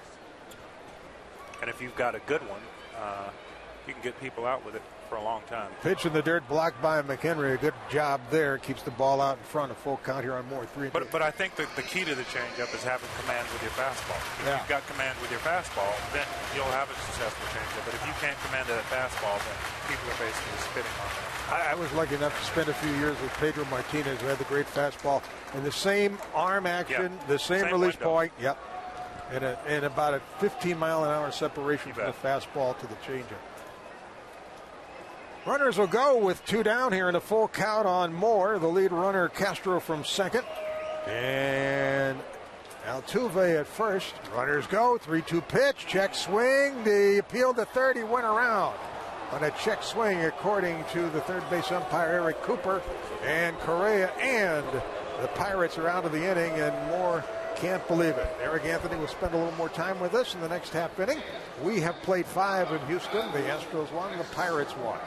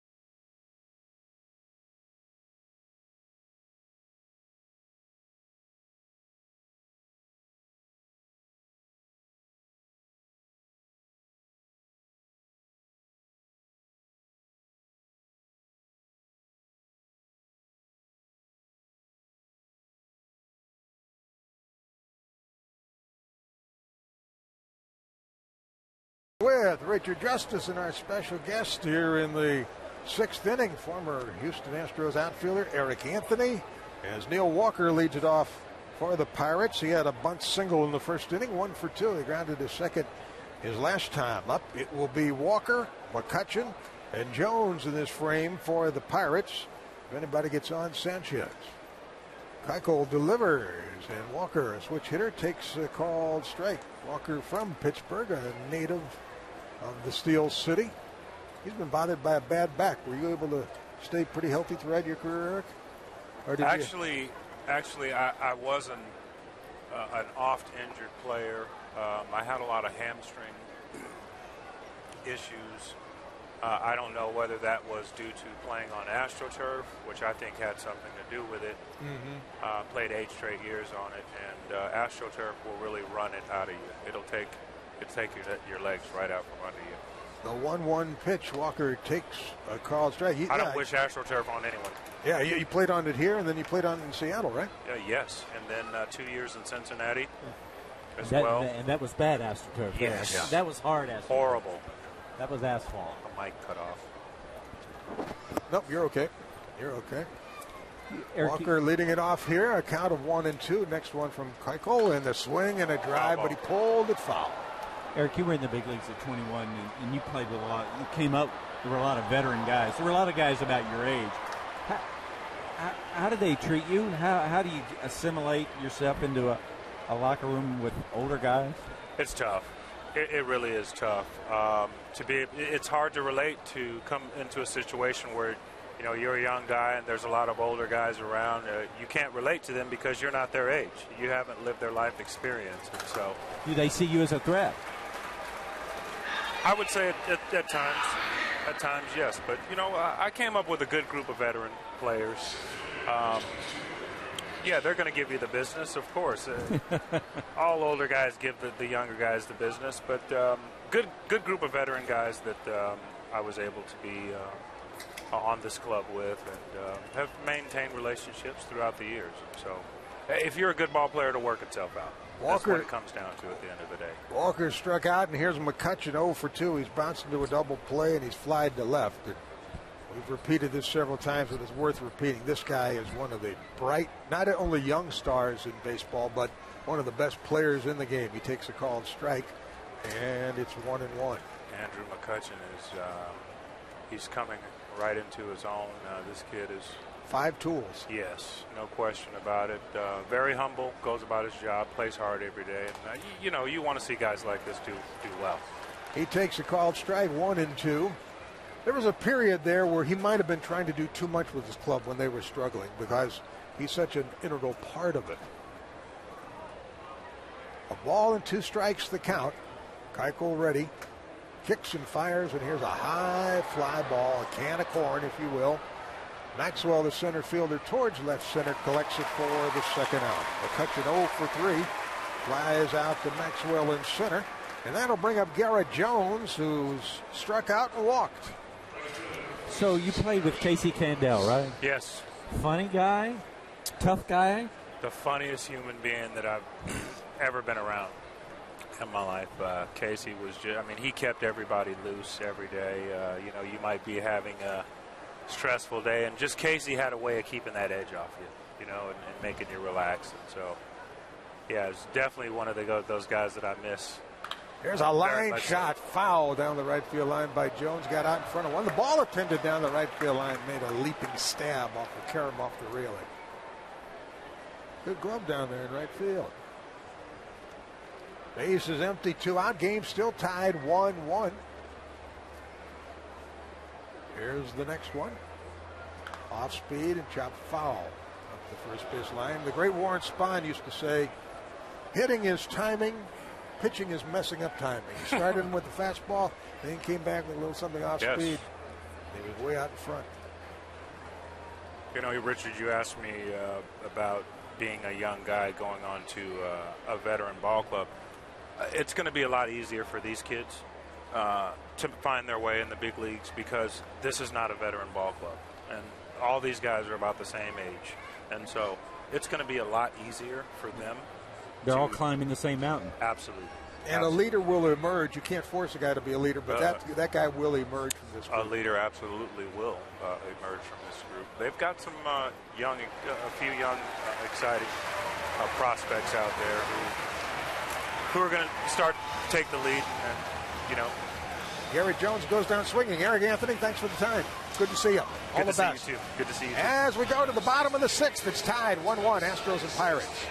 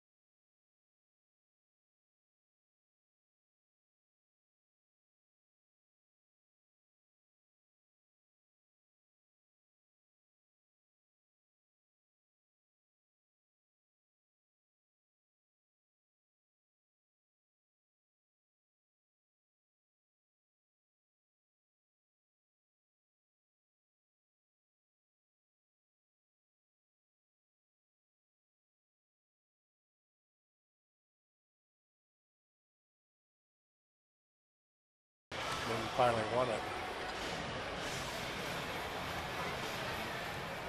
Back here in Minute Maid Park, Jerry Trupiano along with Richard Justice and former Astros third baseman and former Astros manager, longtime major leaguer, Art Howe. Also managed the Oakland Athletics and the New York Mets. You're looking good. How's the golf game?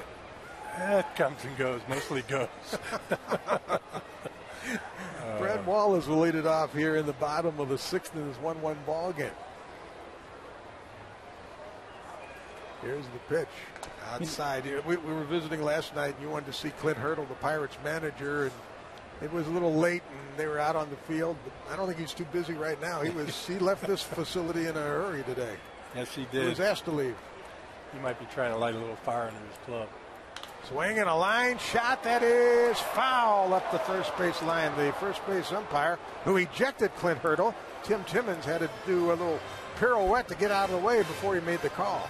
Art Howe has a unique perspective for this Astros team because he brought a whole generation of players to the big leagues with this franchise. Craig Biggio, Jeff Bagwell did the same thing in Oakland with Eric Chavez and a bunch of young pitchers and Miguel Tejada. What's the secret for making guys feel comfortable and putting them in positions to be the best they can be? Well, first of all, a lot of patience because there's going to be a few bumps along the way, but consistency and just be supportive and work hard. There's a pop-up foul that's going to be out of play back at the near end of the third base dugout occupied by the Pirates. You just have to understand that it's going to take time. It's not going to be a quick fix. And the key is to put together a good young nucleus, which luckily for me, we were able to do that both here in Houston and in Oakland. In Oakland especially because we finished dead last in all of baseball. So we got the first round pick a few years in a row, and the scouting department did a great job of selecting the kids. Wallace with a count of 1-2 strikes, leading it off. Maxwell and Fernando Martinez to follow. Pitch is outside low, and it's 2-2. Art, when you had Biggio and Bagwell, when you first set eyes on them, what impressed you about, was it their makeup or their physical gifts or what? Probably all of the above. I mean, they just came to play. Bags, you didn't even know he was around. He was quiet. He just went about doing his job. And our first spring training with him, we had him at third base, and he was getting 2 hits a game in spring training. And first base, we weren't getting the job done over there, and we moved him over there, and the rest is history. Swing and a miss. He struck him out on a breaking ball. That's 8 strikeouts for Correa. It's something to watch a pitcher who knows how to pitch. Correa's pretty heady. Yes, he is. And speaking of pitching, I think that's really the key to the success of both those organizations that I work with. We were able to put together a fine pitching staff, especially a good young pitching staff. And that's where it all starts with. If you can put those good arms out there, you're going to be in the game every night. Justin Maxwell, 0 for 2, has been called out on strikes, and he's bounced to short. 1-1 our score here in the bottom of the 6th. Fastball over the low for ball 1. Was Ken Caminetti quiet also? Was he more like Bagwell? Yeah, Cammy would run through the wall for you. I mean, he was a gamer. Probably the best base runner I had in all the years I managed. I don't think he ever made a mistake on the bases. And he didn't have blinding speed. He just knew what to do and when to go. Swing and a miss, a ball and a strike here on Maxwell. But what an arm, huh? Oh man. What a cannon. I just remember him being so serious about his craft. I mean, when he showed up, when he was here, he just, they were, maybe a cliche, but they were gamers. Bagwell, Biggio, Cammy. Yep. They loved it. They loved playing. And what a easy job I had. Just write their names in the lineup. You knew what kind of effort you were going to get every night, and generally what kind of performance you were going to get. Next one for Maxwell, a foul back. And I'll bet, I don't know, but I'll bet guys like that would be able to police the clubhouse for you, too. Yeah, it was, they led by example. The guys, they looked at those three and the way they went about everything, and as hard as they played, and there was nothing less that was expected from anybody else. Your star players were putting out that kind of effort. If you were an extra guy, you better be doing everything you can to get the job done and hustle. A ball and 2 strikes on Maxwell. The base is empty with 1 out in the 6th in this 1-1 ball game. Hitting room in left center for Maxwell. Next one to him. Swing and a miss. He struck him out. He chased a pitch out of the zone, and that's 9 strikeouts for Correa. I think the ultimate compliment I can play, all 3 of those players were in the 9th inning. You wanted each and every one of them to come to the plate. It didn't matter who they were facing. They could get the job done. Here is Fernando Martinez. Martinez has struck out twice. 9 strikeouts for Correa today, and there's a foul off the left side and out of play. As you saw, former teammates and former players today, who made you laugh? Who was it great to see again? Oh, every one of them, actually. It just brings back so many wonderful memories. Not only teammates that I had, plus players that played for me downstairs. And it was just, a great reunion. A ball and a strike on Martinez now. The 9 strikeouts, by the way, for Correa, a season high. And they stuck him in the bullpen when Wandy went over there, didn't they? Yep. Pitch is down and in, 2 balls and a strike. Well, he's back in the rotation now and pitching quite well here, as is the Houston starter, Keuchel, in this 1-1 ball game. I wonder how the pitching was in that Yankee-Oakland game that finished at 10-9 with New York winning it. I'll tell you, that'd be a tough loss. Pitch down low, and it's 3-1. What did you say? That went 13 innings? It was in the 13th. They both scored 4. Oakland scored 4 in the top of the 13th. New York come back and tied them. And I think they went a couple more innings, and New York finally won it 10-9. That Yankee club might be in one of those little magical runs they seem to come up with every now and then. Yeah, I'm all too familiar with that. You. Here's a high fly ball, center field. McCutcheon makes the catch. You want to talk to the people in Boston about that? Side retired in order. Ardell, great to see you. After 6, it's the Astros 1 and the Pirates 1.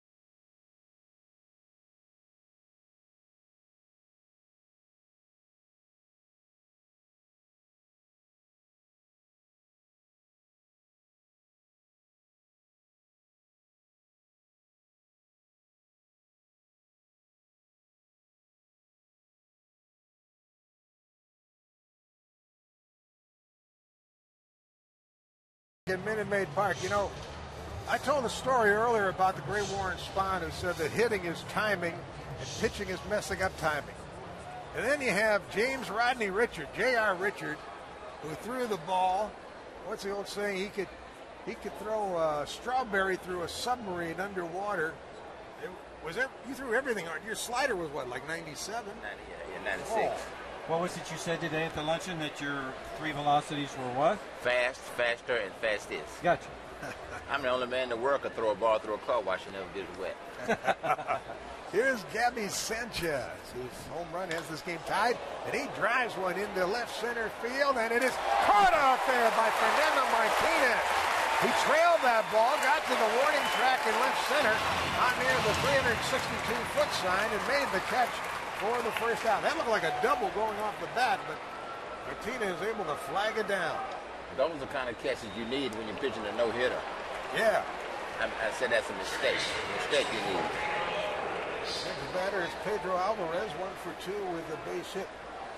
I think, JR, that those of us who are baseball fans were robbed because of the shortness of your career, as one's fouled out a player by Alvarez, the unfortunate injury, the illness that you had that curtailed your career. Man, I could just imagine the numbers you would have put up. Well, mine, I think if I look at it, look back at it, look at the record, look at the way I was going, then I would have broke a lot of records in history. Yep. Here's a bouncer to the mound, 1-3 on the out. And I do believe that I would have surpassed Nolan Ryan given time. You needed the longevity, and unfortunately, it didn't happen. But you're here, and that's the main thing, right? Amen. God had other plans. Yep. And I'm not going to go against God. I'd rather go with him than against him. McHenry is the hitter. He's 0 for 2 in this game. JR, years later, what would the opposing batters, what have they said to you over the years, in those years you were rolling up 300 strikeouts? Well, about what it was like to face you? You know what they would say? You're a great guy, but man, look, I do not want to face you. Right. and there was a fear factor, right? It was a fear factor because I can recall, talking to Duster Becker and some of the Dodgers.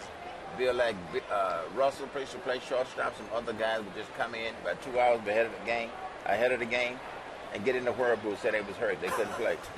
They had the J.R. Richard flu. Yeah, they call it Jerritis. Here's a foul out of play. Now, every guy, I think, has somebody who they have a little problem with. For example, Sandy Koufax used to say Bob Uecker hit him fairly well. Was there any pesky little hitter that used to bother you? No, because I believe that I was the baddest line in the valley, and I worked out accordingly. I work out to win, to be the best. So I work out that, with the mindset is to work out to achieve that. Here's the 0-2 pitch, and McHenry bounces it to short. Up with it is Lowry. He sets, he throws, side, retired in order. JR, great to see you. Stay well. Always a pleasure. Thank you so much for the time, and thanks for the career that we saw. Anytime. I still believe he can throw a strawberry through a submarine underwater. After 7th inning stretch time here. Astros 1, Pirates 1.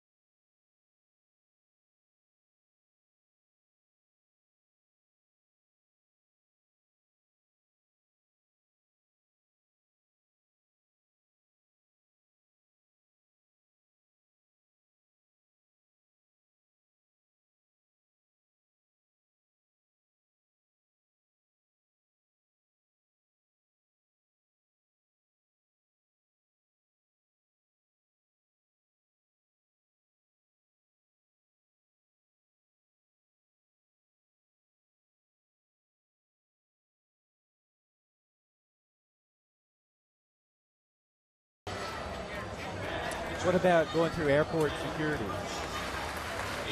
So what you have a card or something?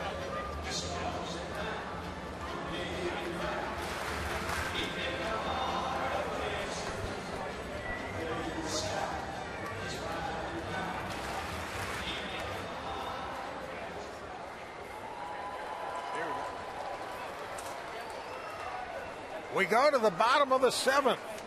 Jed Lowry to lead it off for Houston in this 1-1 ball game. Both starters are still in the game.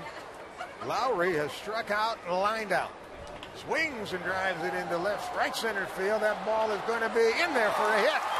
McCutcheon got a late break. He was fooled by the swing and broke back on the ball and then had to come in, and it falls for a hit into right center field. The Astros put their leadoff man on for just the second time this evening as Lowry flares a single into right center. That is their 6th hit. The Astros have 6 hits. The Pirates have 4. And the batter is Matt Dominguez. Has an infield hit, 1 for 2. And I wonder if they might put a sacrifice on here to try to get Lowry into scoring position. The Pirates have a pitcher up in the bullpen. Left-hander Tony Watson starts to loosen. They may put a sacrifice on, but I don't think the man who's the general manager of the Astros right now, of the baseball ops staff, I just have the feeling they're not big fans of the sacrifice bunt. They don't believe in giving outs out. Obviously, at this point in the game, it's one of the things a manager would look at doing. Now they've got Lowry is given away to Tyler Green, the pinch runner. Here's a swing and a foul to the right and out of play. So Tyler Green is the pinch runner, and he'll stay in the game and take over at shortstop.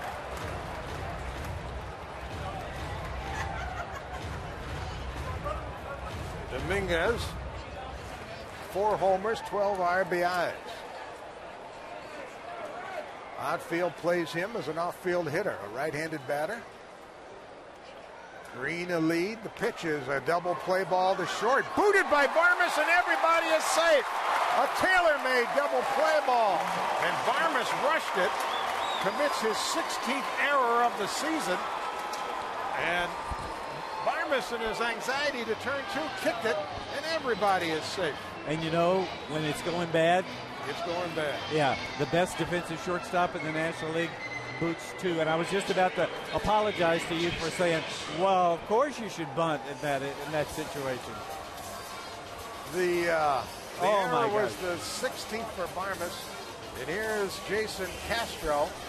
Castro has struck out and singled to center. Third baseman comes in.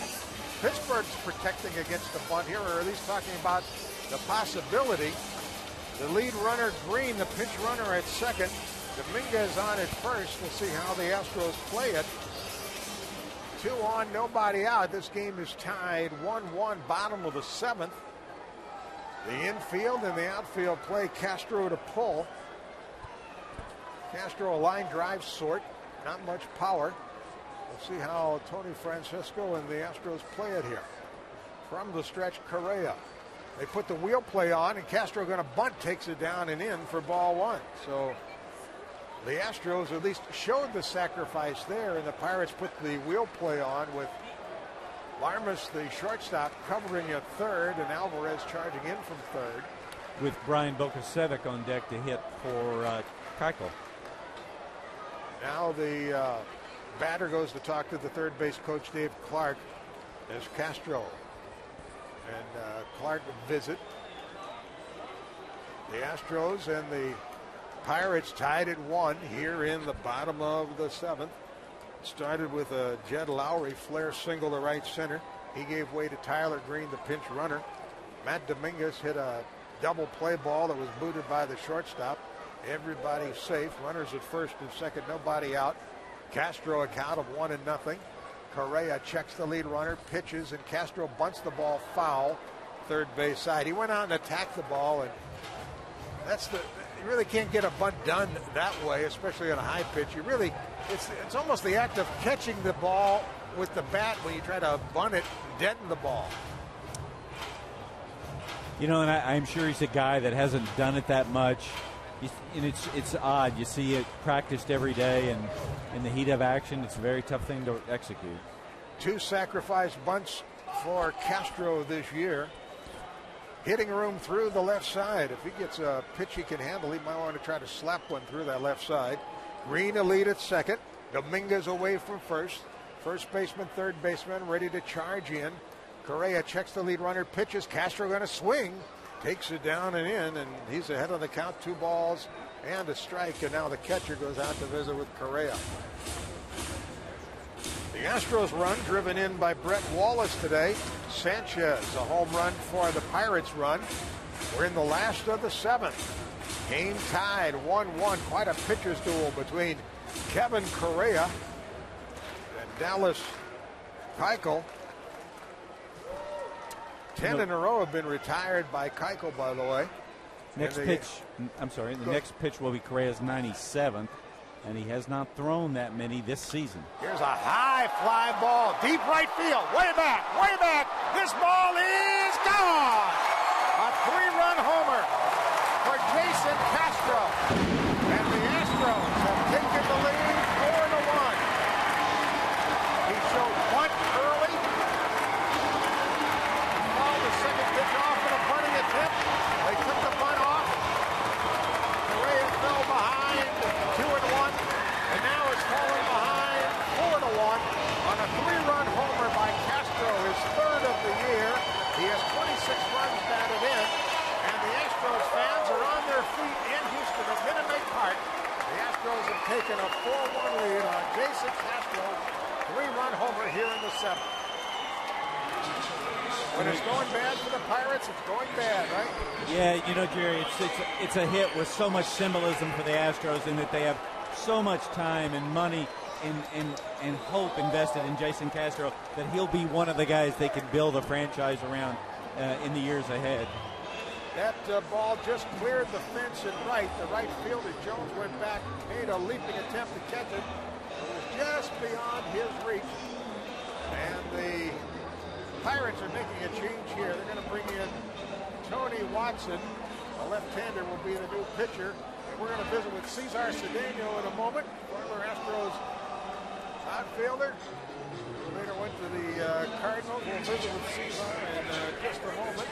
But Tony Watson's going to be the new pitcher here. And what a dramatic turnaround in this one. The inning to recap quickly. Lowry starts with a flare single to right center, gives way to Tyler Green, the pinch runner. Dominguez hits a double play ball to short that was booted by Parman. And then Castro up to sacrifice, gets ahead on the count 2-1, winds up hitting a 3-run homer for a 4-1 Houston lead. As left-hander Tony Watson comes on, and we say hello to Cesar Cedeno, who played a great center field for a lot of years for the Houston Astros. You enjoying the weekend? Well, first of all, thank you for the opportunity and saying hello to everybody. Yes, it's been wonderful, having a lot of fun, and it's been great seeing some of my ex-teammates that I have not seen, and we've done about 20, 25 years, so yeah. It's been great. Cesar, when you come back to these things, who do you look forward to seeing? Who's it fun? Who makes you laugh? Well, there's a lot of guys. Jose Cruz is one of the main guys, and I stay in touch pretty much with Ineas, J.R. Richards, and some of the guys. I have pretty much lost touch with some of the guys like Terry Cook, Ray Reynolds, son. We run into each other every song, but one of the guys that I stay in touch most of the time will be Ineas and Jose Cruz. Where's home now? I still have a house in Houston. It's still home. On the way, I spent a lot of time in Venezuela because I've been coaching winter ball. And then my family, my mother, sister, grandkids and stuff live in Florida. So I spend a lot of time in Florida. Not as much as I would like to do here in Houston, but pretty much Florida. We're going to see a pinch hitter here. Bogusevic is going to hit for Keuchel. The new pitcher for Pittsburgh is Tony Watson. Watson is making his 64th appearance. The left-hander is 5-2 with a 3.72 ERA. Bogusevic, who's struggling at the plate this year, takes low for ball one. Cesar, do you like working with the young guys? And you experienced so much in your career. I guess you feel like you have a lot to offer. Well, I have coached for a period of the last 20 years as the hitting coach. In fact, in the Astros organization,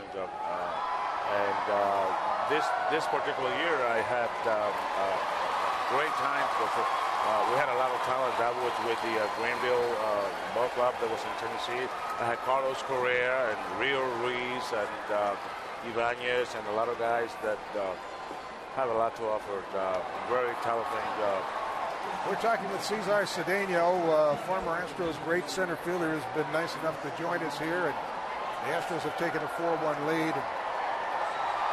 Would you envision getting back? Would you like to be at this level, coaching, managing? Managing never. But, never, huh? No. Perhaps I feel that somewhere along the line I have something to offer at this particular level, but I have a lot of fun working with those younger guys and helping them develop themselves into a major league.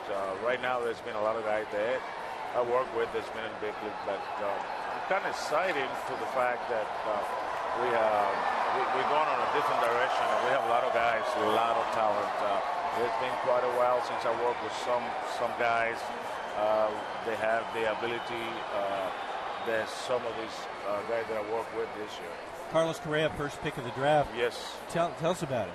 Oh, well, it's outstanding. I mean, he just got everything going for him, in the plate, as far as the plate. He's a plus. The only thing that he has right now need to improve on will be he had a difficult time hitting inside pitches, but as far as pitches away and driving the ball the other way, with a lot of consistency, he's got it going. This guy's got an awesome future. Very serious kid, right? Outstanding. I mean, great worker. I mean, he just gives everything he has every single time he goes out there. I was excited to be part of just be able to work with him because he's an outstanding kid, and Lord have mercy, he's a great future. Bogusevic has worked the count to 3-2. He's hitting for Keuchel, who's in position to win a game here if the Astros can hold on. We'll give you the line on Correa in a moment. The 3-2 pitch to Bogusevic is a check swing. They appealed to third, denied, ball 4. So Watson, first thing he does is walk the pinch hitter. Correa's line, 6+ innings, 7 hits, 4 runs, 9 strikeouts, 1 walk, and the home run. That's the difference in the game to Jason Castro. Now around to the top of the order. Jose Altuve, 1 for 2, a single, has been caught stealing, has drawn a walk.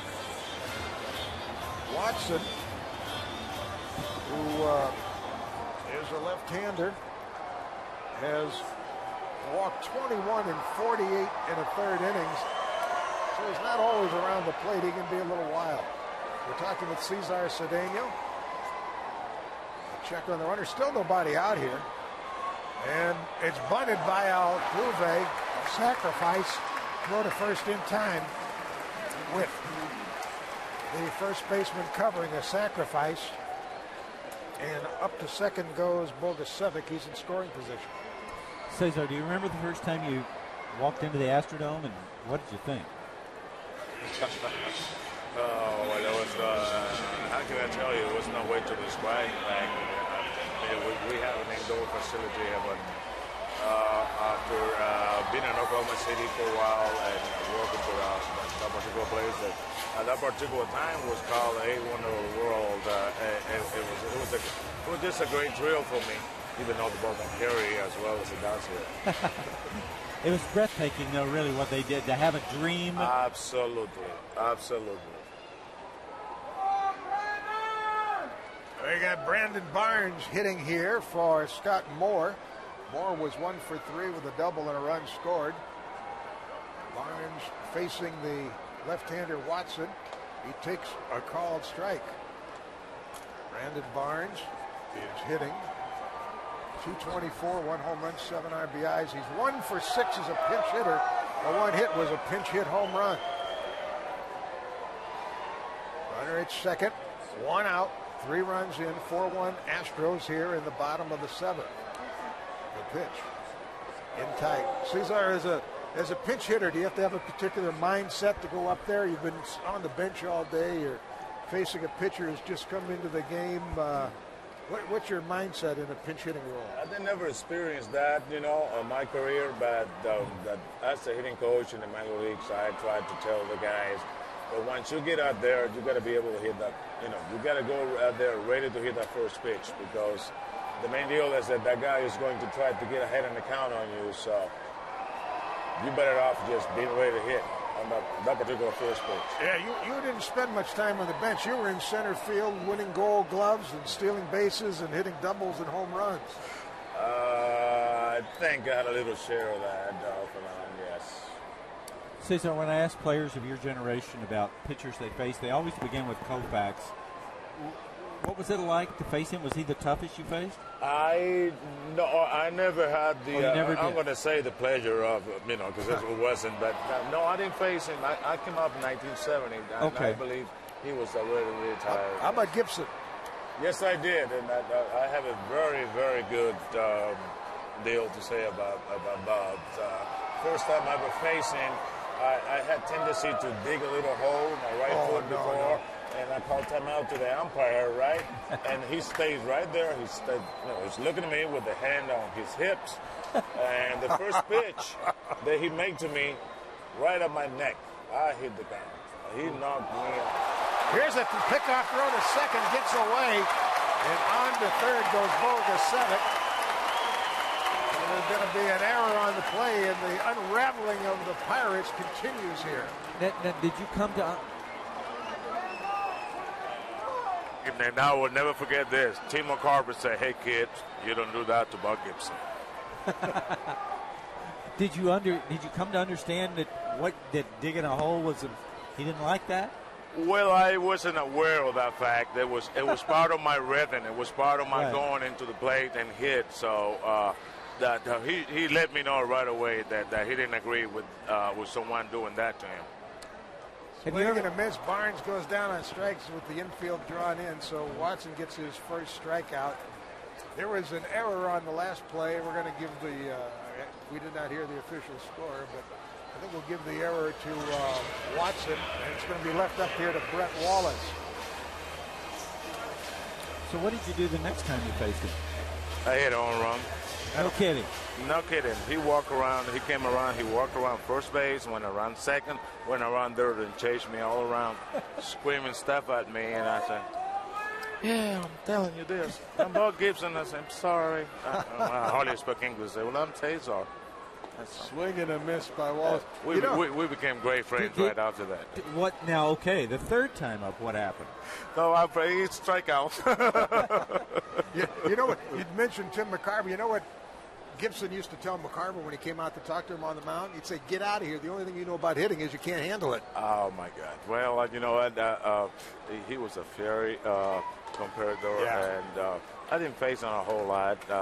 It just so happened that when I first came up with the Astros, I think we went to Atlanta, and after that we went to St. Louis, and that was like probably my 10th at-bat in the Major League. So it was a great experience. I mean, he really set me up straight right away. How about Steve Carlton and that slider? I don't want to talk about him.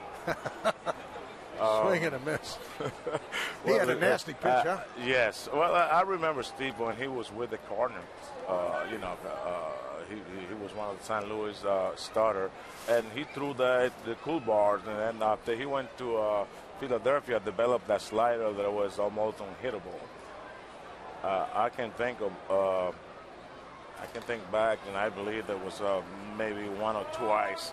There was pitches that I swung and a miss, and they went between my legs. His slider was that good. He was awesome. You eventually wound up with the Cardinals, did you? Yes, I did. 1985. Yeah, I went to the series that it was lost by St. Louis with Kansas City. That was a heartbreaker. It was indeed, and every time I look at those videos. Don Dinkinger. Yes, and every time I look at that video, man, he was out. Oh, yeah. He was out. Pitch is inside, 2-2 the count. You know, Whitey Herzog gave Don Dinkinger a watch, but it was in Braille. I believe that. I mean, you know what? It was probably well done because I had no idea what it was told to him. But we look at those things right now, and it is amazing. That was some series. Cardinals couldn't hit that series. Here's a high drive, deep left center, way back, and it is caught on the track up against the fence out there by Marte. Cesar Cedeno, great to see you. Thank Always you. a pleasure. Enjoyed watching Thank you you play. so very much. Stay well. I appreciate the opportunity. Hello to everybody. After 7, Appreciate it. it's Thank the you. Astros 4 and the Pirates 1.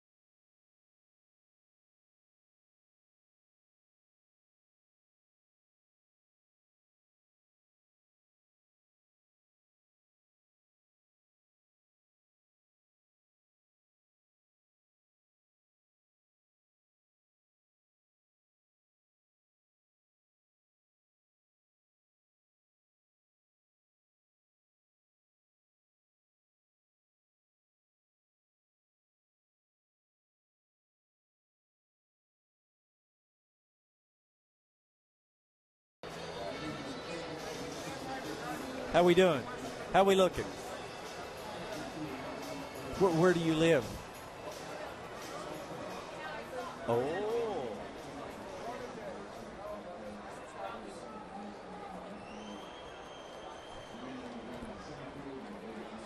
We have a new pitcher for Houston, right-hander by the name of Ambriz, and a bunch of changes for the Astros defensively. They lead 4-1. We go to the 8th, and Hector Ambriz delivers a called strike to Clint Barmas. The starter, Keuchel, goes 7 innings. He retired. The last 10, gave up 4 hits and 1 run.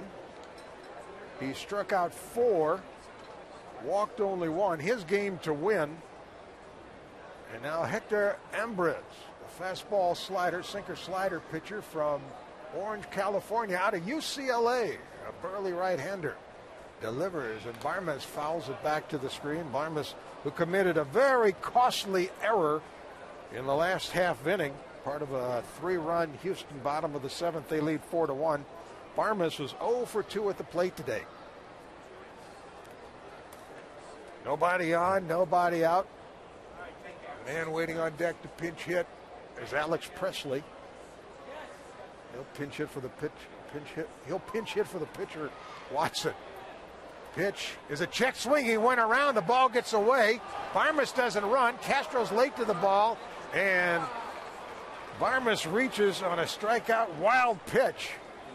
So the Pirates get a gift base runner here. That's their first base runner since the McHenry hit into a fielder's choice of Racing Alvarez after a single back in the 4th. So first strikeout for Ambriz, but the batter reaches on a wild pitch, and now Alex Presley will bat. Presley is hitting .236, 9 homers, 21 runs batted in, 2 for 15 as a pinch hitter with 1 pinch hit home run. Alex Presley. Which reminds me of one of my regrets of my baseball career. Pitches high, ball 1. I wish I was a fly on the wall the weekend that Elvis Presley invited Harry Carey down to Graceland. To have ribs. That I was not there. That's one of my regrets, that I couldn't have been in on that conversation. Next one, Presley, a left-handed batter, takes it low and away. You know, Harry told the story so many times, and as he told it through the years, he hung up on Elvis the first time. He hung up the second time because he thought it was a crank caller. And sure enough, after the game, Elvis sent a car for him. Elvis was in the car, and they had a night of it.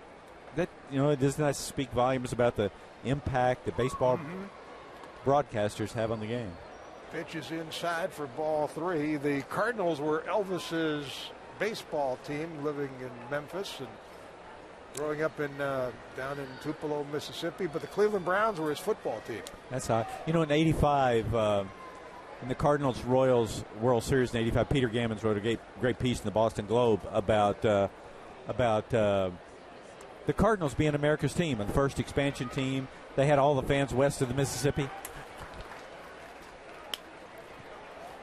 Kevin Bass is going to join us here, former Astros outfielder, who does one of the great impersonations of Sammy Davis Jr. you ever want to hear. and Tim McCarver tells a story about Kevin Bass would only do an interview with McCarver if McCarver gave him his shoes. We'll find out if that's true. The pitch is in there, called strike, a full count. Kevin Bass, how are you? Good to see you, Jerry. It's been a while. You. It's been a while. Yeah, it's been a few decades, you know. Let's not tell anybody. You're looking well. Thanks, I try. When I last see you, you were in Baltimore, right? Yep, yeah. Yep. Full count here on Alex Presley with a runner at first and nobody out. Ambrose from the stretch. Here's the pitch and a ground ball to the second baseman. A flip to Green at short on to first, double play. They turn at 4-6-3 double play. And just like that, base is empty, 2 out. Let's quickly tell you, Maxwell has moved to left. Bogasevic stays in the game in right.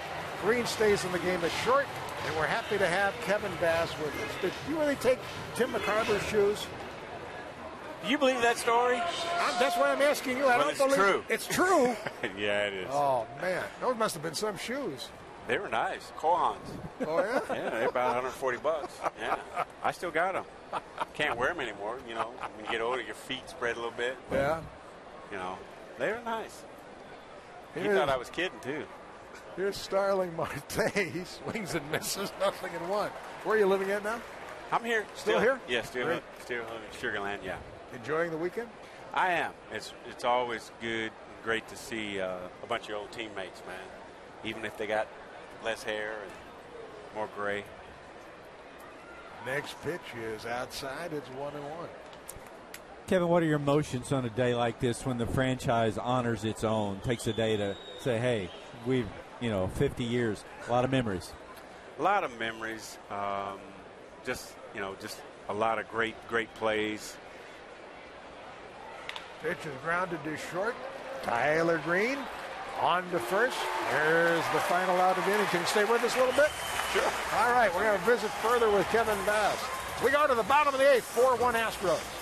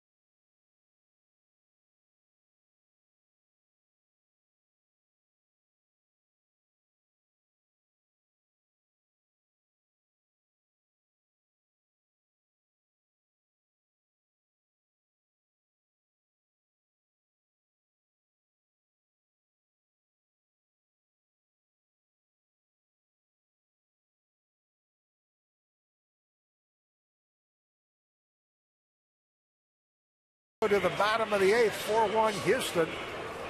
And the new pitcher is Joel Hanrahan, the Pirates closer. Hasn't had much work lately.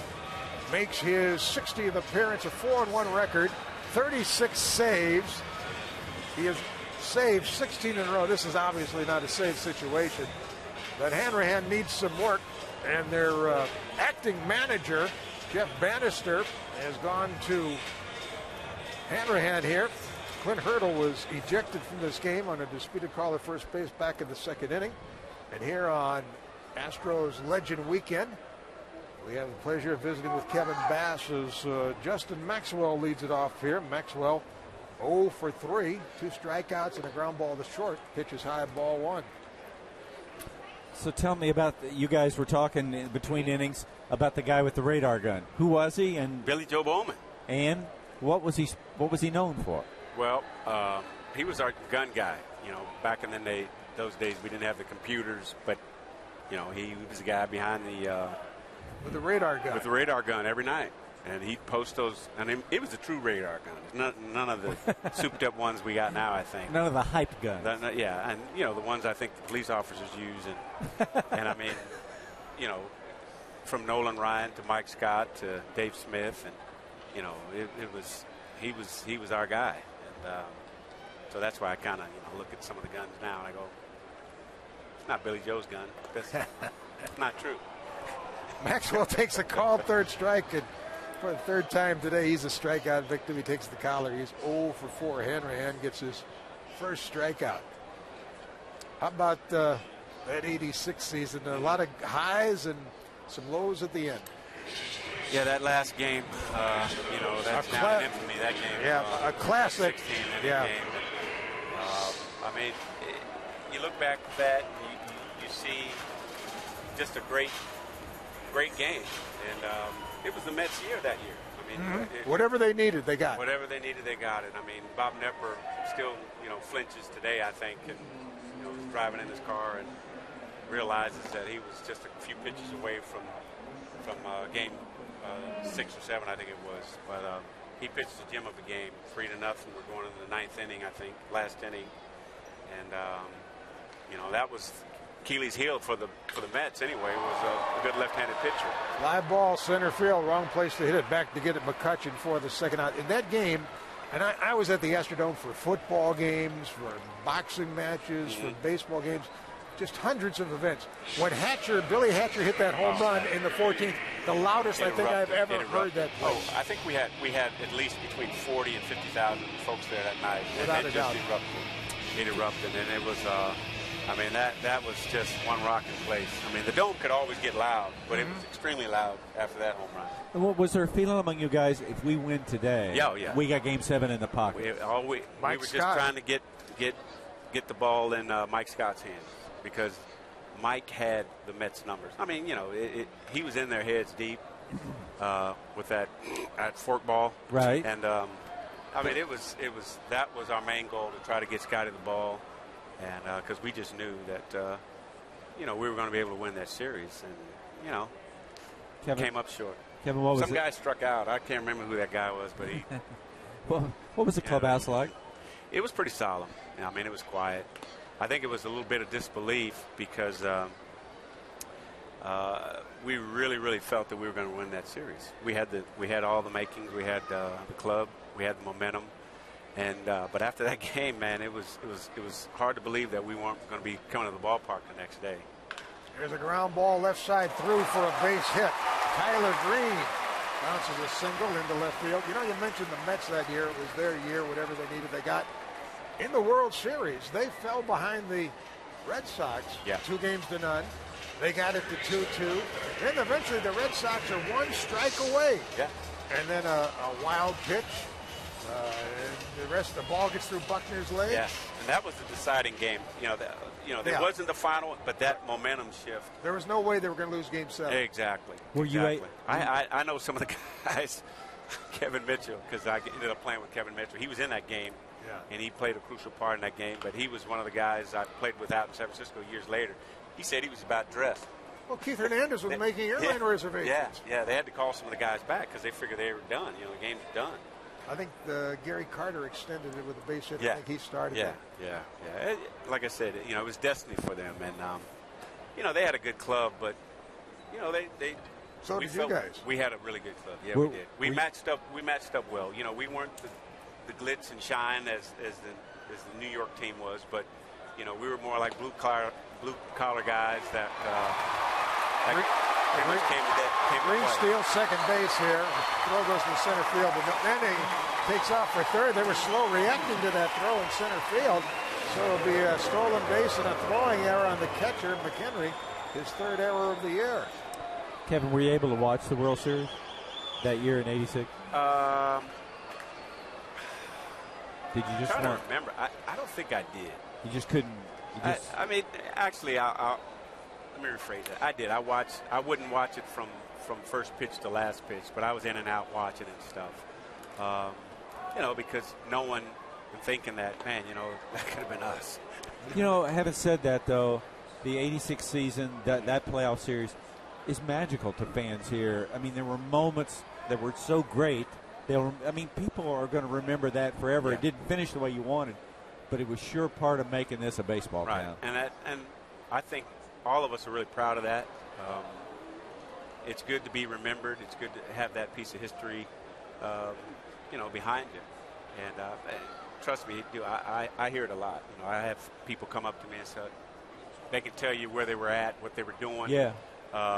While they were listening to that ball game or watching that ball game on TV, or they were at work, listening with the earpiece in, So I'm really proud that I was a part of that. Here's a swing and a miss down on strikes. Goes Dominguez. The inning is over. Kevin Bass, great to see you again. All the best. Take care. Stay well. Great. We go to the ninth after 8. It's the Astros 4 and the Pirates 1.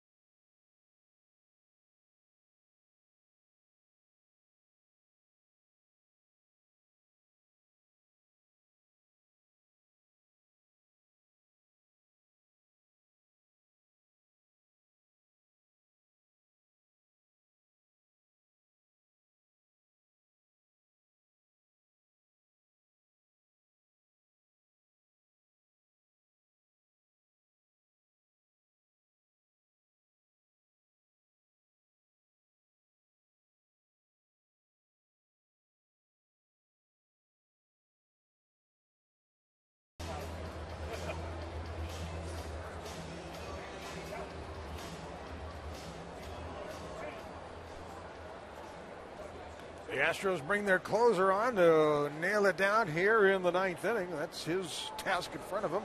Wilton Lopez, a right-hander, makes his 61st appearance. He's 6-3 with 6 saves. He is the latest closer for the Houston Astros, and he'll face Neil Walker to start the ninth. Walker swings and misses. Walker 1 out of 3 with a bunt single back in the first inning. The Astros lead 4-1. It's been Keuchel, his game to win. Ambrose pitched a scoreless 8th, and now it's up to Lopez. a fastball slider split finger pitcher. Sort of has a herky-jerky low three-quarter delivery. And he fires, and Walker swings and misses. 0-2. I said Lopez is the latest closer. For a while, they had Brett Myers.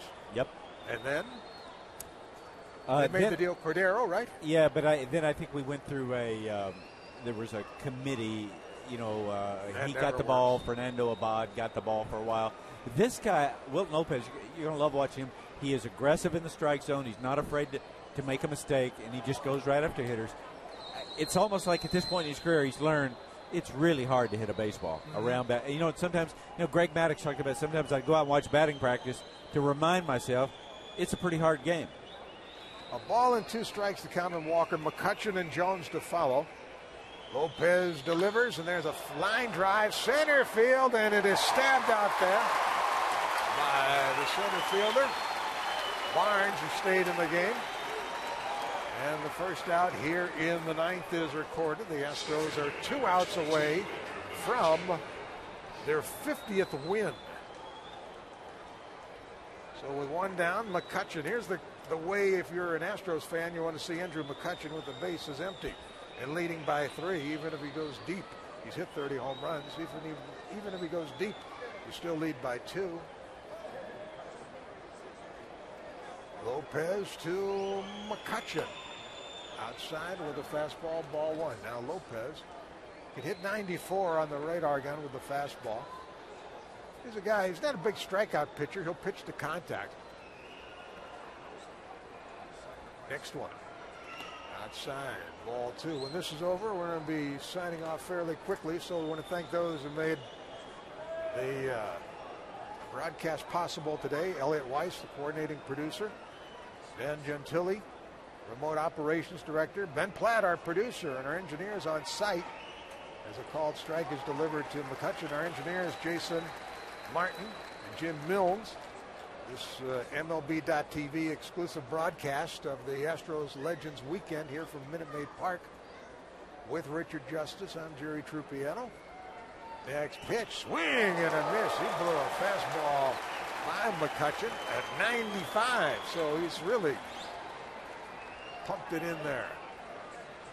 And it's 2-2 on the Pittsburgh center fielder. Garrett Jones on deck. Lopez ready to work. Base is empty. 2 out, top of the 9th, 4-1 Houston. Here's the pitch, and there's a high pop-up. Foul ball that'll make the seats off the right side. And a gentleman from Pearland, Texas picked that up. Yes, he was. You could just tell by looking at him. He's from Pearland. Those people from Pearland walk a certain way. That's right. And he just gave it to a youngster from Katy. 2-2 the count. McCutchen swings and fouls it back this way. Just to our left. Anything that's hitting the booth, by the way, Richard, it's yours. That's right. I will be retrieving it from the floor. Astros lead 4-1, top of the 9th. Base is empty, 1 out. Difference in this game, a 3-run homer in the bottom of the 7th by Jason Castro. That's the big blow of the day. The Pirates have homered today. Their run came on a Sanchez home run. The Pirates have hit more road home runs than any National League club. McCutchen stays alive, traps a foul, third base side. Only the Los Angeles Angels of Anaheim, with 100 road home runs this year, have hit more home runs on the road in the major leagues. The Pirates, with their home run today by Sanchez, 99 home runs on the road, the most in the National League. And that for a club that finished 27th in the league in home runs last year. In all of baseball, 27th. Ground ball to short. Green picks it, throws it out at first. McCutchen takes the collar, grounds to short, 0 for 4. And it's down to Garrett Jones, the last hope for the Pirates. Jones has struck out, walked, and struck out again.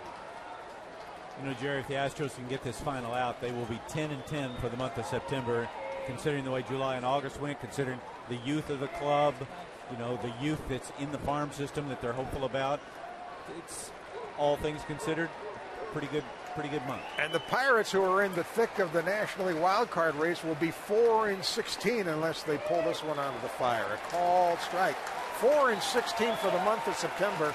A very disappointing to a promising year for the Pittsburgh Pirates. Yeah, and they had this collapse last year. They go out and get A.J. Burnett and Rod Barajas and Clint Barnes, guys they feel are going to, bring a certain stability to the clubhouse, and it wouldn't happen again. It's almost, there are things that happen in this sport that are just hard to explain. Pitch is swung on and missed. Speaking of the National League wild card race, the Dodgers have been beaten by the Reds 6-0, and the Cardinals beat the Cubs 5-4. Now, with a count of 0-2 on Jones, here's the pitch. High pop foul, left side into the seats. It's out of play. This crowd, they're on their feet in Houston. We don't have an attendance figure. We're going to guess somewhere in the neighborhood of 17,000 or so. Legends Weekend, pregame ceremony honoring the Astros' 50th year, and then we'll be moving to the National League next year, or the American League, next year. 50 years in the National League. Ground ball foul. Jones prolongs the ball game here. But they started as the Colt 45 in 1962, became the Astros in 65 when they moved into the Astrodome, the brainchild and dream of Judge Roy Hoffhines. They've been to the World Series in 2005, now in a rebuilding mode. Here's the 1-2 pitch. Swing and a drive. Deep right field, right center. Back to get it. Barnes, and the ball game is over. The Astros win it 4-1. They've taken 2 in a row from the Pirates. 4-1 the final for Richard Justin. For our crew, I'm Jerry Trippiello saying so long from Minute Maid Park in Houston.